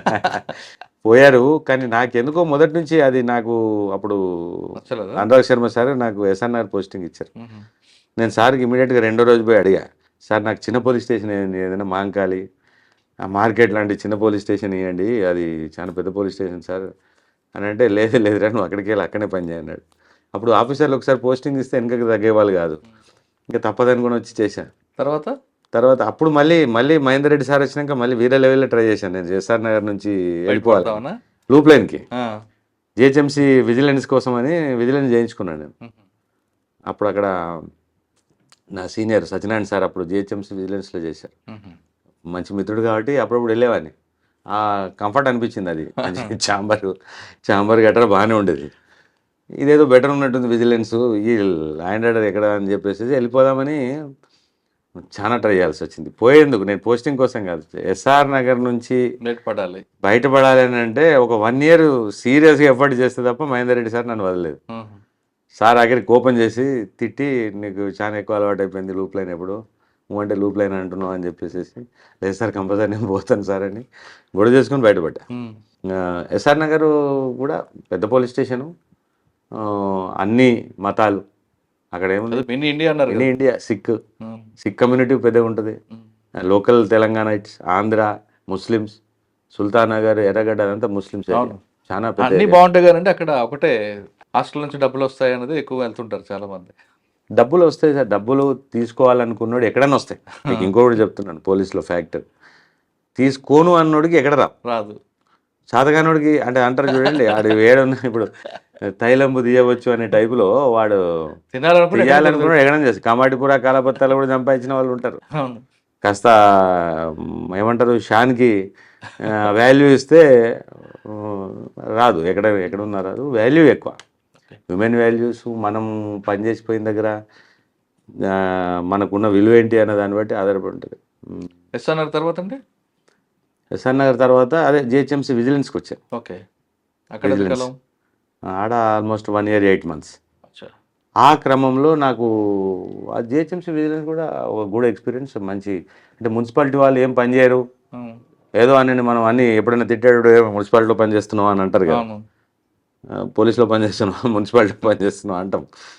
కానీ మున్సిపాలిటీ వాళ్ళు కూడా పాపం ఉదయం లేచి 4:30 నుంచి పని చేస్తారనేది అక్కడ పోయిన తర్వాత నేను చూశాను. ఈవెన్ డీసీస్, డిప్యూటీ కమిషనర్స్ కూడా 4 గంటలకు వాళ్ళు రౌండ్కి వెళ్తారు, రోడ్డు మీదకి వెళ్తారు.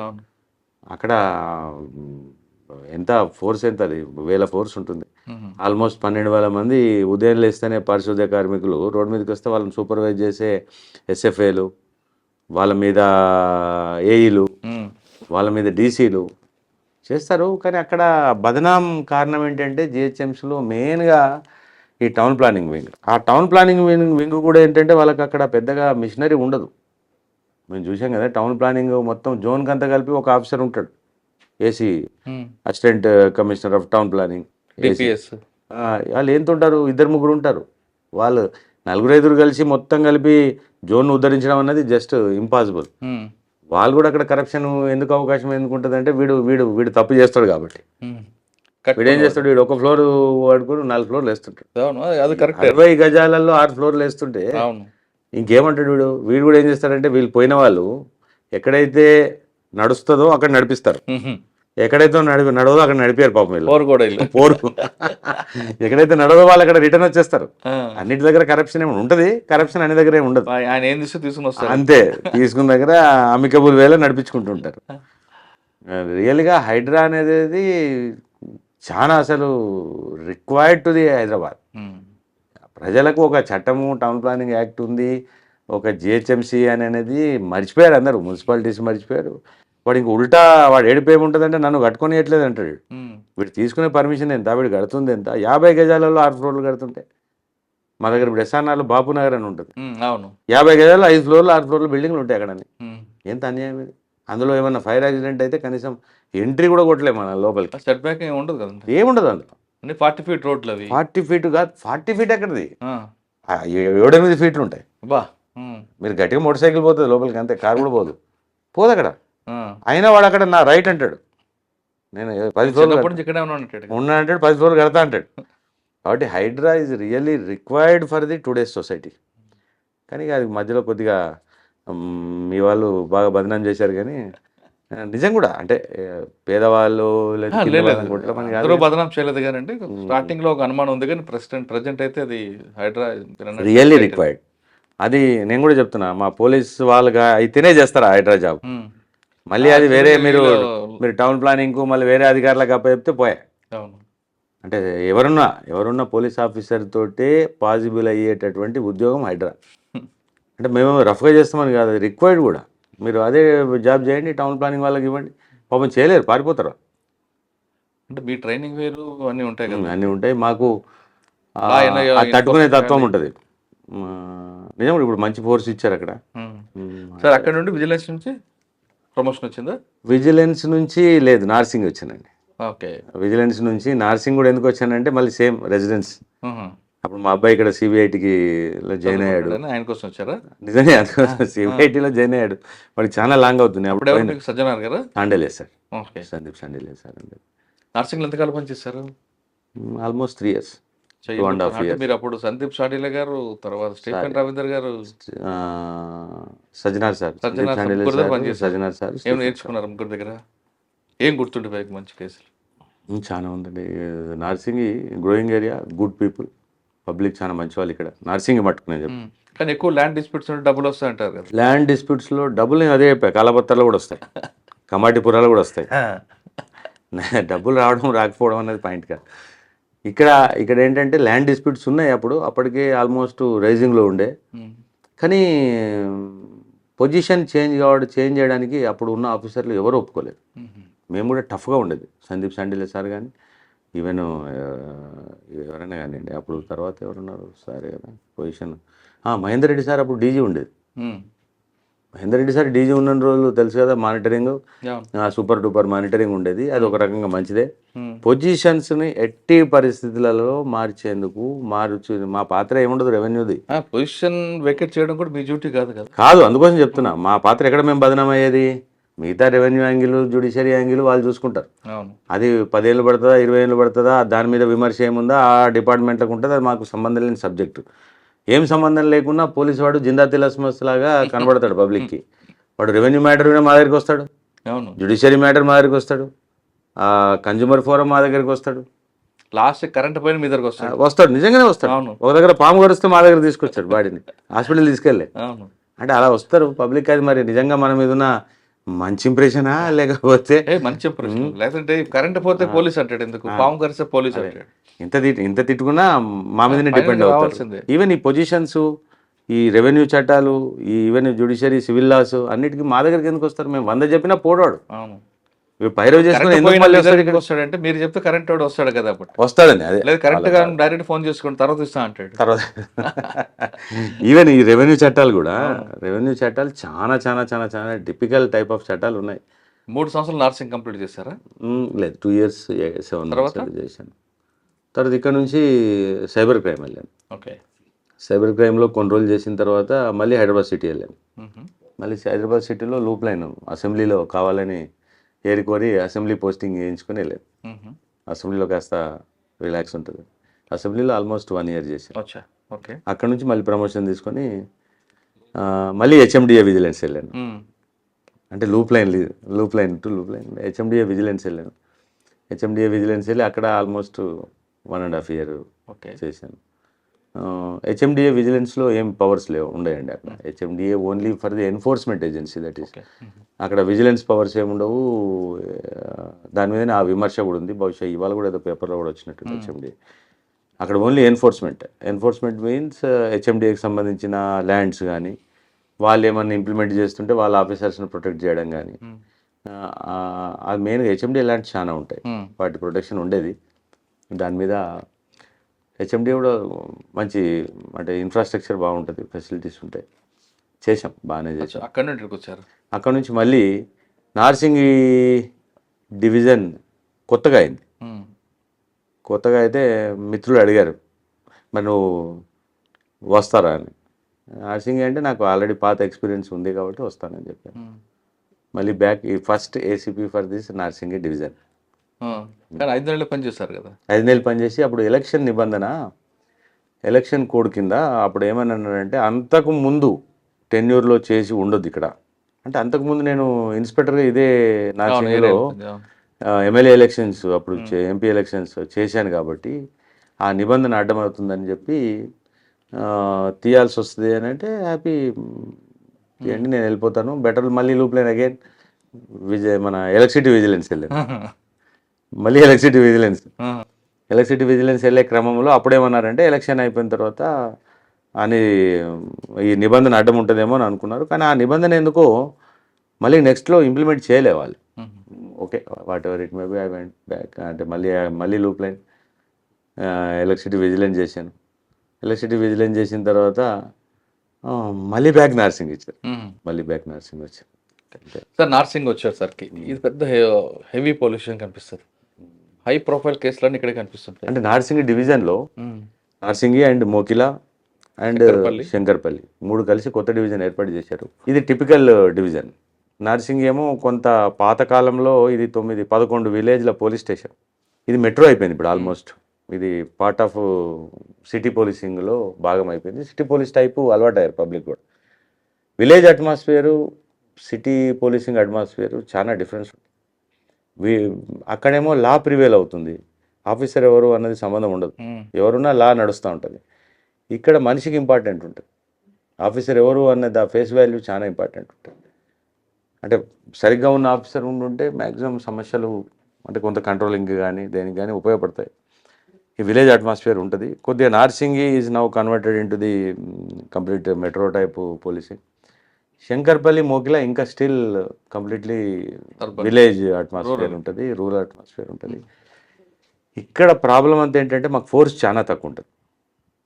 ఇవన్నీ సిటీ పోలీస్కి సైబరాబాద్ పోలీస్కి తేడా ఏంటంటే, సిటీ పోలీస్లో ఈజీగా 150 మంది, ప్రతి చిన్న పోలీస్ స్టేషన్లో 150 మంది ఫోర్స్ ఉంటారు. ఇక్కడ 40 నుంచి 50 మంది ఉంటారు. అంటే పోలీస్ స్టేషన్కి అంటే మీకు 3 పోలీసులు 120 మంది ఉంటారు, తక్కువ అంతే. 40-50 ఇది ఒక 70-80 ఉంటుంది.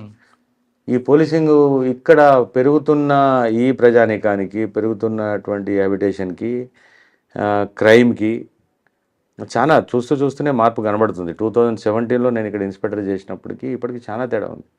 అప్పుడు ఉన్న ఇంపాక్ట్కి ఇప్పటికీ నార్సింగి కానీ లోడ్ చాలా ఎక్కువైపోయింది.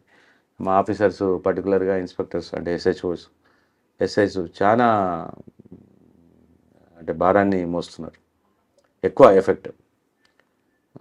లక్కీలీ నేను చెప్పాను కదా, సిఆర్పిసి ఉద్యోగం చేయడానికి మాకు ఏ మాత్రము బాధ లేదు, భయం లేదు.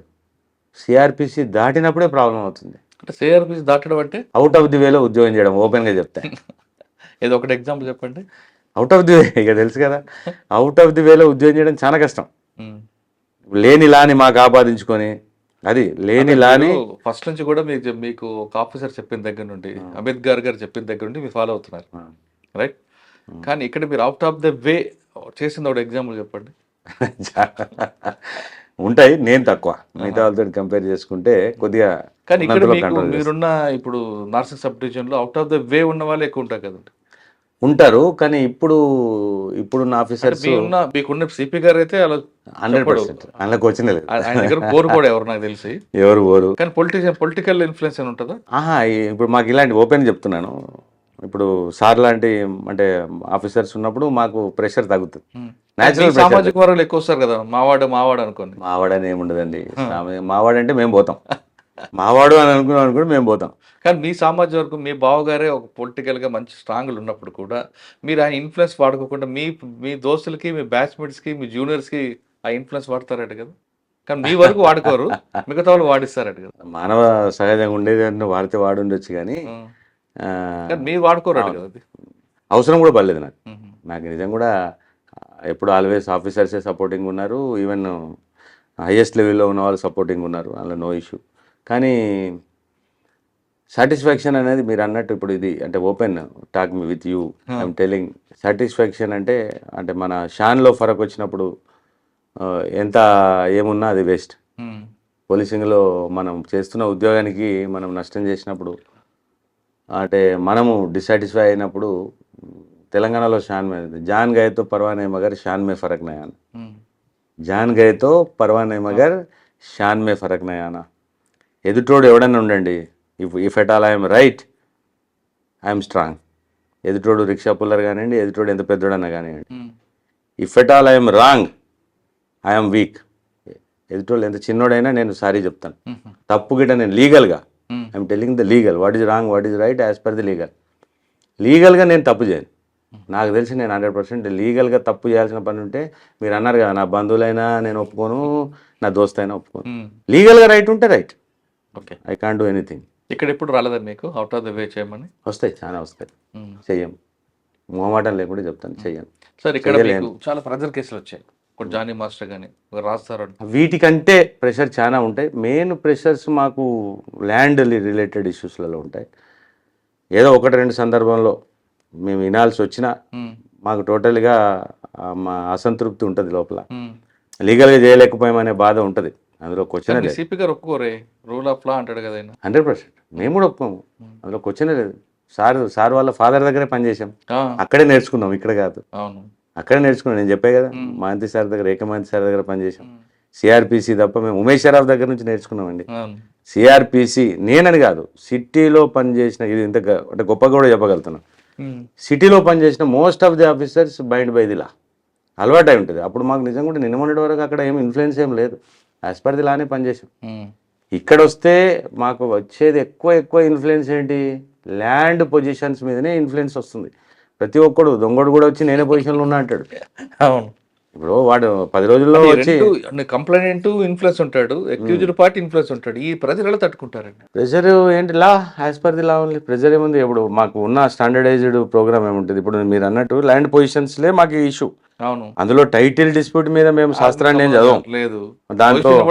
ఇప్పుడు 20 ఏళ్ళు 30 ఏళ్ళు తెగని వాద్యం ఏదన్నా ఉంటే అది మా దగ్గర 2 రోజుల్లో తెగుతాం అనుకోవడం మూర్ఖత్వం. అవును, దానికోసం ఇక్కడ మన వాళ్ళు ఏం అడ్డదారి దొక్కేది ఏంటి, పొజిషన్లో నేనున్నా అని అడ్డమైన ఆర్గ్యుమెంట్ చేస్తారు. ప్రతి ఒక్కడు ఏమంటాడు, అక్యూడ్ నేను ఉన్నా అంటాడు, కంప్లైంట్ నేనే ఉన్నా అంటాడు.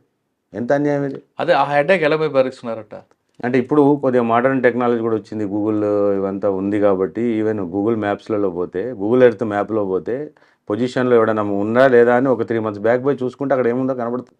6 months బ్యాక్ ఏముందో అది మంచి టెక్నిక్. ఇప్పుడు ఇంతకుముందు లాగా నేను 6 నెలల కింద కట్టాను అంటే కేసుల కన్నా ల్యాండ్ ఇష్యూలోనే హెడేక్ ఉంటుంది. ల్యాండ్ ఇష్యూలోనే హెడేక్ అండి, మిగతాది పెద్దగా. సరే, జానీ మాస్టర్ కేసు చెప్పండి.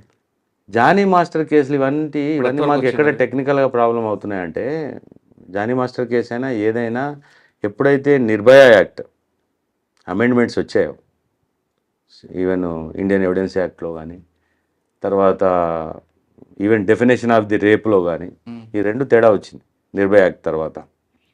ఎప్పుడైతే ఆ అమెండ్మెంట్ వచ్చిందో అప్పటి నుంచి మేము కొంత టిల్టింగ్ టువర్డ్స్ విక్టిమ్ కంప్లైంట్ అనేది కంపల్సరీ అయిపోయింది. I can't judge by sitting in my chair, వాళ్ళు అట్లా వీళ్ళు ఇట్లా నేనేం చెప్పలేను. Complaint is the complaint, that's it. Complaint వచ్చింది చేసిందంటే అంతే, అంతే, ఎవిడెన్స్ లేదు దానికి, అయిపోయినట్టే.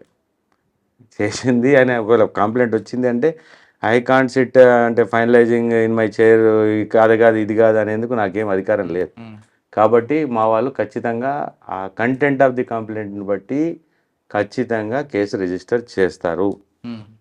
కేసు రిజిస్టర్ చేసిన తర్వాత ఇక next course of action will shift to the court. Court ఎట్లా యాక్షన్ తీసుకుంటే కేసు యాక్చువల్గా రాయదుర్గం పోలీస్ స్టేషన్కి వచ్చింది ఫస్ట్. అక్కడ వారం రోజులు ఉన్న తర్వాత మీ దగ్గరకు వచ్చింది. ఫస్ట్ అక్కడ వాళ్ళు అక్కడ ఉండేవారు అనుకుని రాయదుర్గం పోలీస్ స్టేషన్లో ఉన్నప్పుడు ఎక్కడ లీక్ కానీ ఆ కేసు నార్సింగ్ పోలీస్ స్టేషన్ వచ్చిన వెంటనే బయటికి ఎలా లీక్ అయిందండి? లీక్ కాదు, అది ఎఫ్ఐఆర్ అయితే అది ఓపెన్ డాక్యుమెంట్. ఇప్పుడు మేమేమి ఏది హైడ్ చేసి అంటిల్ అన్లెస్ ఏమన్నా స్పెసిఫిక్ ఇంపార్టెన్స్ ఉంటే హైడింగ్ అని పెడతాం కదప్ప. ఆ 99.9 కేసెస్ మా దగ్గర ఓపెనే ఉంటాయి. కానీ కొన్ని కేసుల్లో ఇంపార్టెంట్ కేసు ఉంది అనుకోండి, ఎఫ్ఐఆర్ విష్ చేస్తే బయటికి లీక్ అవుతుందని కొన్నిట్లలో పెడతాం. అది ఆ విధంగా దీన్ని పెట్టారా? దీన్ని పెట్టలేదు. ఇప్పుడు ఏమవుతుందంటే జానీ మాస్టర్ అనే అతను ఎవరో మాకు తెలియదు, ఆ అమ్మాయి ఎవరో తెలియదు, నిజం కూడా తెలియదు మాకు. ఎవరు జానీ మాస్టర్ ఎవరు? సినిమాలు మేము చూసి బంద్ చేసి చాలా వెళ్ళండి. మాలాంటి వాళ్ళకు ఏం తెలుస్తుంది? అమ్మాయి కంప్లైంట్ కంటెంట్ మీద వెళ్తాం. కంటెంట్ మీద వెళ్ళినప్పుడు అక్కడ ఇప్పుడు అది మీడియా పాయింట్ ఆఫ్ వ్యూలో ఇంపార్టెంట్ కేసేమో కానీ మా దాంట్లో రొటీన్ కేసు అది. అవును, కానీ అంతకన్నా ముందు రాజ్ తరుణ్ కేసు వచ్చింది. రాజ్ తరుణ్ కేసు కూడా నోటీస్ ఇచ్చి జానీ మాస్టర్ని అరెస్ట్ చేశారనేది ఒక వివాదం. లేదు, అది ఏం ఫస్ట్ ఏం చూస్తుంటే అందులో కేసులో ఐఓ గడే ఇమినెంట్ పవర్స్. ఐఓ ఇన్వెస్టిగేటింగ్ ఆఫీసర్కు సిఆర్పిసిలోనే ఆ అధికారాలు ఉన్నాయి. పోలీసులో 3 రకాల అధికారాలు ఉంటాయి. ఒకటి ఎంటైర్ పోలీస్ పవర్స్ అంటే constable to commissioner, and IO powers investigating officer powers. Third is the SHO station house officer powers. అంటే స్టేషన్ హౌస్ ఆఫీసర్ మీద కూడా నేను స్టేషన్ హౌస్ ఆఫీసర్, నా పైన డీసీపీ గారు స్టేషన్ హౌస్ ఆఫీసరే, సిపి గారు స్టేషన్ హౌస్, అందరం ప్రివేల్ అవుతాం. ఈ 3 పవర్స్ కింద డిఫరెన్సెస్ ఉంటాయి. ఐఓ ఒకవేళ ఇటు వ్యక్తి విచారణకు హాజరవుతాడు, ఇన్వెస్టిగేషన్కి ఇంటర్ఫియర్ కాడు, ఎవిడెన్స్ని ఇన్ఫ్లుయెన్స్ చేయడు అని వీడు అనుకుంటే వాడు 41 నోటీస్ ఇస్తాడు, 41A నోటీస్ ఇస్తాడు. రాజ్ తరుణ్ కేసులో ఏంటి, ఫస్ట్ వచ్చిన కేసులో ఆల్మోస్ట్ వాళ్ళ కంప్లైంట్లో కూడా లివింగ్ టుగెదర్ ఉన్నాము, 10 ఏళ్ళు ఉన్నాము అన్న కంప్లైంట్. సుప్రీంకోర్టు కూడా తప్పు చెప్పలేదు. సుప్రీంకోర్టు కూడా పోయాడు. వాళ్ళు నాకు తెలిసి ఈవెన్ ఈ గట్ అడిషనల్ బెయిల్ ఆల్సో అనుకుంటా, ఏదో మళ్ళీ బెయిల్ ఏదో తీసుకున్నట్టున్నాడు. బెయిల్ తీసుకోవాల్సిన అవసరం లేదు, బెయిల్ తీసుకున్నాడు. జానీ మాస్టర్ వచ్చేసరికి ఆ సీక్వెన్స్ స్టార్ట్ అయిపోయింది. మాకు సీక్వెన్స్ స్టార్ట్ అయినప్పుడు కొద్దిగా మీ ఇన్ఫ్లుయెన్స్ కూడా మాకు ఎక్కువ, అంటే అండ్యూగా తెలియకుండానే మా మీద మాకు పడుతుంది ఇంపాక్ట్. మీడియా ట్రయల్ ఇంపాక్ట్ పడుతుంది మాకు. మీడియా ట్రయల్ ఇంపాక్ట్ లేకపోతే మేము కొద్దిగా నిష్పక్షపాతంగా. కేసులో జానీ మాస్టర్ కేసులో కంప్లైంట్ ఏజ్ బిలో మైనర్ 18 అని పోక్సో యాక్ట్ వచ్చేటట్టుగా పెట్టారు. ఇక దట్ హ్యాస్ టు బి, అంటే కోర్టు డిసైడ్ చేయాలి. షార్ట్ షీట్ వేసారంట. వేసేసాం. ఓకే, నెక్స్ట్ అదే టైం నడుస్తున్న టైంలో యూట్యూబర్ హర్ష, ఆయన ఎవరు తెలియదు, యూట్యూబర్ ఆ ట్యూబర్ అని మాకేం తెలియదు. హర్ష విషయంలో ఆయన బయటికి వెళ్ళే వరకు పోలీసులు ఏం చేయలేదు, అంటే బెయిల్ తెచ్చుకున్న వరకు ఏం చేయలేదు. Arrest is not at all necessary factor for the investigation. అవును, మేమే అవసరం లేదంటే అవసరం చేయము. ఇప్పుడు అల్టిమేట్గా మేము ఉన్న సంఘటనలన్నింటినీ కూర్పి ఛార్జ్ షీట్ రూపంలో మేము కోర్టుకు సబ్మిట్ చేయడం మటుకే మా పని. ఇప్పుడు అరెస్ట్ చేసినంత మాత్రం ఇప్పుడు మాకు ఏమైనా ఎవిడెన్స్ దెబ్బతింటుంది అని అంటే జనరల్ అరెస్ట్, ఓకే, హర్ష అనే వ్యక్తి బహుశా ఇక్కడ మన దగ్గర రాయే లోపల ఆయనకు ఇన్ఫర్మేషన్ కూడా లీక్ అయ్యి వైజాగ్ అనుకుంటా కదా, వైజాగ్ అతను అక్కడ నుంచి అంటే ఏటో అబ్రాడ్ వెళ్ళిపోయాడు అని. ఇప్పుడు మరి అలాంటి వ్యక్తికి మరి బెయిల్ ఇవ్వదు కదా, కోర్టు బెయిల్ ఇచ్చిందంటే యాక్సెప్టెడ్ అన్నట్టే కదా. బెయిల్ ఇచ్చినప్పుడు మనం బెయిల్ క్వశ్చన్ చేసినందుకు మీరు నేను ఎవరికి అధికారం లేదు. బెయిల్ ఇచ్చింది, దాని ప్రకారం ఛార్జ్షీట్ వేయడం జరుగుతుంది. ఈ 3 కేసెస్ కూడా రియలీ మీడియా ఇంపార్టెంటెడ్ కేసెస్, కానీ మాకు రొటీన్ కోర్సులో కరెక్టే, మీకు రొటీనే. కానీ ఈ కేసుకి మధ్యలో గ్యాప్ లేకుండా ఒక్కొక్క కేసు పడుతున్నప్పుడు మీరు కానీ మీ సబార్డినేట్స్ కానీ ఆ ప్రజలు ఎలా తీసుకున్నారండి? కొంచెం గ్యాప్ ఉంటే అది వేరేగా ఉంటుంది. ప్రెజర్ ఉంటుంది. మా వాళ్ళు కూడా అందరూ ప్రెజర్కి డిపార్ట్మెంట్లో మొదటి నుంచి అలవాటు అయిపోయిన వాళ్ళే పాపం ఉంటారు. మా ఇన్స్పెక్టర్స్ కానీ మేము కానీ ఈవెన్ మా ఎస్ఐస్ కానీ ఇలాంటి కేసెస్ ఉన్నప్పుడు ఆల్మోస్ట్ ఇక్కడే 2-3 రోజులు ఉండి పనులు చేసుకున్న సందర్భం ఉంటుంది. ఖచ్చితంగా మా ప్రెషర్కి అలవాటు అయి ఉంటారులేండి మా వాళ్ళు. ఏమి దాని గురించి లేదు. నేను చెప్పాను కదా ఆఫీసర్ సభాష్ అంటే చాలు మా వాళ్ళు 24 గంటలు పని చేస్తారు, చెప్పుకుంటారు. చెప్పుకుంటారు, పని చేస్తారు. క్వశ్చనే లేదు. అది సార్ ఇప్పుడు నార్సింగ్ మీద ఫోకస్ అయింది మీద నార్సింగి చాలా చూసారు, ఇన్స్పెక్టర్ గా చూసారు, ఏసీబీగా చూసారు. నార్సింగి సబ్ డివిజన్ అండి. ఇది గ్రోయింగ్ ఏరియా కాబట్టి ఖచ్చితంగా అంటే పోలీసింగ్ పాయింట్ ఆఫ్ వ్యూలో ఏమేమి ఉందో మాకు మిగతా డిపార్ట్మెంట్ల పనితీరు కూడా మా మీద ఇంపాక్ట్ పనిచేస్తుంది. ఇప్పుడు రెవెన్యూ వివాదాలు ఎక్కువ. ఈ రెవెన్యూ డిపార్ట్మెంట్లు, రెవెన్యూ ట్రిబ్యునల్స్ కానీ లేకపోతే మిగతా వ్యవస్థలు కానీ సరిగ్గా పనిచేసి భూమికి సంబంధించినటువంటి ఇష్యూస్ ఇమ్మీడియట్గా తేల్చగలిగితే మా మీద సగం ప్రెషర్ పోతుంది. భూ సంబంధిత వివాదాలు పబ్లిక్ వచ్చిన వాళ్ళు ఏమంటారు మనను ఖచ్చితంగా సార్ అక్కడికి వెళ్తే 10 ఏళ్ళు అవుద్ది, 20 ఏళ్ళు అవుద్ది. అవునండి. ఇప్పుడు మీరేమో సివిల్ మ్యాటర్ అంటే అది మనం ఏమో చేయలేని కోర్టుకి వెళ్తే టైం పడుతుంది. దాంతో థర్డ్ పార్టీకి వాళ్ళు అప్రోచ్ అవుతున్నారు. అది మరి ఓటర్లు, ప్రభుత్వాలు అందరూ కలిపి మార్పు తీసుకొచ్చి ఆ వ్యవస్థ బాగుపడేటట్టు చేస్తే మేము కాస్త హ్యాపీగా పనిచేసుకోగలుగుతాం. కానీ మీరు వద్దుంటారు కొంతమంది. ఇలాంటి వివాదాలు ఉంటేనే ఆఫీసర్కి డబ్బులు వస్తాయి కదా. కరెక్టే. మళ్ళీ మొదలుకొచ్చారు కామెడీ పర్ర కూడా అంటే అంటే 2 రకాలు ఉంటాయండి. ఇప్పుడు ప్రశాంతంగా నిద్రపోగలిగితే అదే 10,000 అనుకునే వాళ్ళకి, నిద్రలో కూడా గలవరిచ్చే వాళ్ళకు తేడా ఉంటుంది. మేము ప్రశాంతంగా నిద్రపోవాలని కోరుకునే టైపు. అంటే మీరు పడుకోవడం పబ్లిక్ కూడా అంటే వాళ్ళు పడుకుంటే మేము పడుకుంటాం కదా. దాంట్లో మీనింగ్ ఏంటంటే వాళ్ళు ప్రశాంతంగా పడుకోగలిగితే మేము పడుకుంటాం. వాళ్ళ దాంట్లో అశాంతి ఉందనుకోండి మేము పడుకోలేము. సింపుల్లీ మాకు నిద్ర రాదు. ఇప్పుడు what that the things are going on in Shankarpally, Mokila more than the Narsingi ఇప్పుడు ప్రాబ్లమ్స్ ఆల్మోస్ట్గా ఇక్కడ కొద్ది గొప్ప అదుపులోకి వచ్చాయి, బాగానే ఉంది. Now our problem is mostly with the rural areas. అక్కడ అంత ఈజీగా లా ఇంప్లిమెంట్ చేయడం సాధ్యం కాదు. ఇప్పుడు చిన్న యాక్సిడెంట్ అయింది అనుకోండి, యాక్సిడెంట్లో రికవరీ ట్రిబ్యునల్స్ ఉంటాయనేమో, లేకపోతే కోర్టుకు పోయి కంపెన్సేషన్ వస్తుందనో ప్రజలు పాలకులు ఎవరు అనట్లేదు. వెంటనే శవాన్ని తీసుకొచ్చి రోడ్డు మీద పెడతారు, ధర్నా అంటారు. వెంటనే అప్పటికప్పటికి అది తేల్చేయాలి. వాడిగా 10 లక్షలు 20 లక్షలు వాడిని అడుగుతారు, ఆ గోలా గాయ గత్తరంతా చేస్తారు. దాని మీద ఇమీడియట్గా అప్పటికల్లా సాయంత్రం కల్లా క్లోజ్ కావాలి. ఇన్స్టెంట్ జస్టిస్ కావాలి. ఇన్స్టెంట్ జస్టిస్ అనే టెండెన్సీ ఇంకా రూరల్ ఏరియాస్లో చాలా పెద్దగా ఉంది. ఇప్పుడు మాకు చాలా మా ఏరియాలో రూరల్ ఏరియాస్ పోతే యాక్సిడెంట్ అయిందంటే ఇదే ప్రాబ్లం. యాక్సిడెంట్ అయిందంటే శవాన్ని రోడ్డు మీద పెట్టాలి, వెంటనే దాన్ని సెటిల్ చేసుకోవాలి. ఈ తత్వం ఉంటే దీనికి ఏదో ఆల్టర్నేటివ్ చేసే డ్యూటీ మీద కాదు కదా. కాదు, ఆ దరిద్రానికి మేము నెత్తి మీద ఎత్తుకోవాల్సి వస్తుంది కదా. రోడ్డు మీద మేము ఉంటాం కాబట్టి మీరు అంటారు కదా అన్ని పనులు చేయాలి మేము. రాను డాక్టర్ ఆపరేషన్స్ కూడా మేమే చేయాల్సిన పరిస్థితి వచ్చేటట్టుంది. ఇప్పుడు సార్ అన్నారు ఒకసారి, ఏకమహంతి సార్ అన్నారు, రోడ్డు మీద మా వాళ్ళు ట్రాఫిక్ వాళ్ళు మట్టేస్తూ రోడ్లు చేస్తుంటారు, ఆటలు ఆడిచ్చేస్తుంటారు, గేమ్స్ కండక్ట్ చేస్తూ, ఇవన్నీ మా పని కాదని చెప్పారు. మా పని మాకు పోలీసింగ్ చాలా ఉంది ఇక్కడ, మేము చేసుకోవాల్సిన పని చాలా ఉంది. అది రెవెన్యూ డిపార్ట్మెంట్ వాళ్ళది కదా, మాది కాదంటే sports department, revenue department, R&B department, electricity department అన్నీ ఉన్నాయి కానీ అన్నిటికంటే ఎక్కువ అన్నీ మేమే నెత్తి మీద వేసుకొని చేయట్లేదు. సర్వాంతర్యామిలో అయ్యాము. ఇక మా వాళ్ళకి నెక్స్ట్ కొంత ఆపరేషన్లు కూడా అన్నీ నేర్పించేస్తారు, అవి కూడా చేసేస్తారేమో. సార్ ఫైనల్గా చెప్పండి, ఈ డిపార్ట్మెంట్లోకి రావాలనుకునే వాళ్ళకి మీరు ఇచ్చే మెసేజ్ ఏంటి? ట్రూలీ స్పీకింగ్ చాలా టఫ్ జాబ్. ఇప్పుడున్న జనరేషన్కి ఉన్న జీతంతో పనిచేయాల్సిన పరిస్థితులు ఉంటాయి.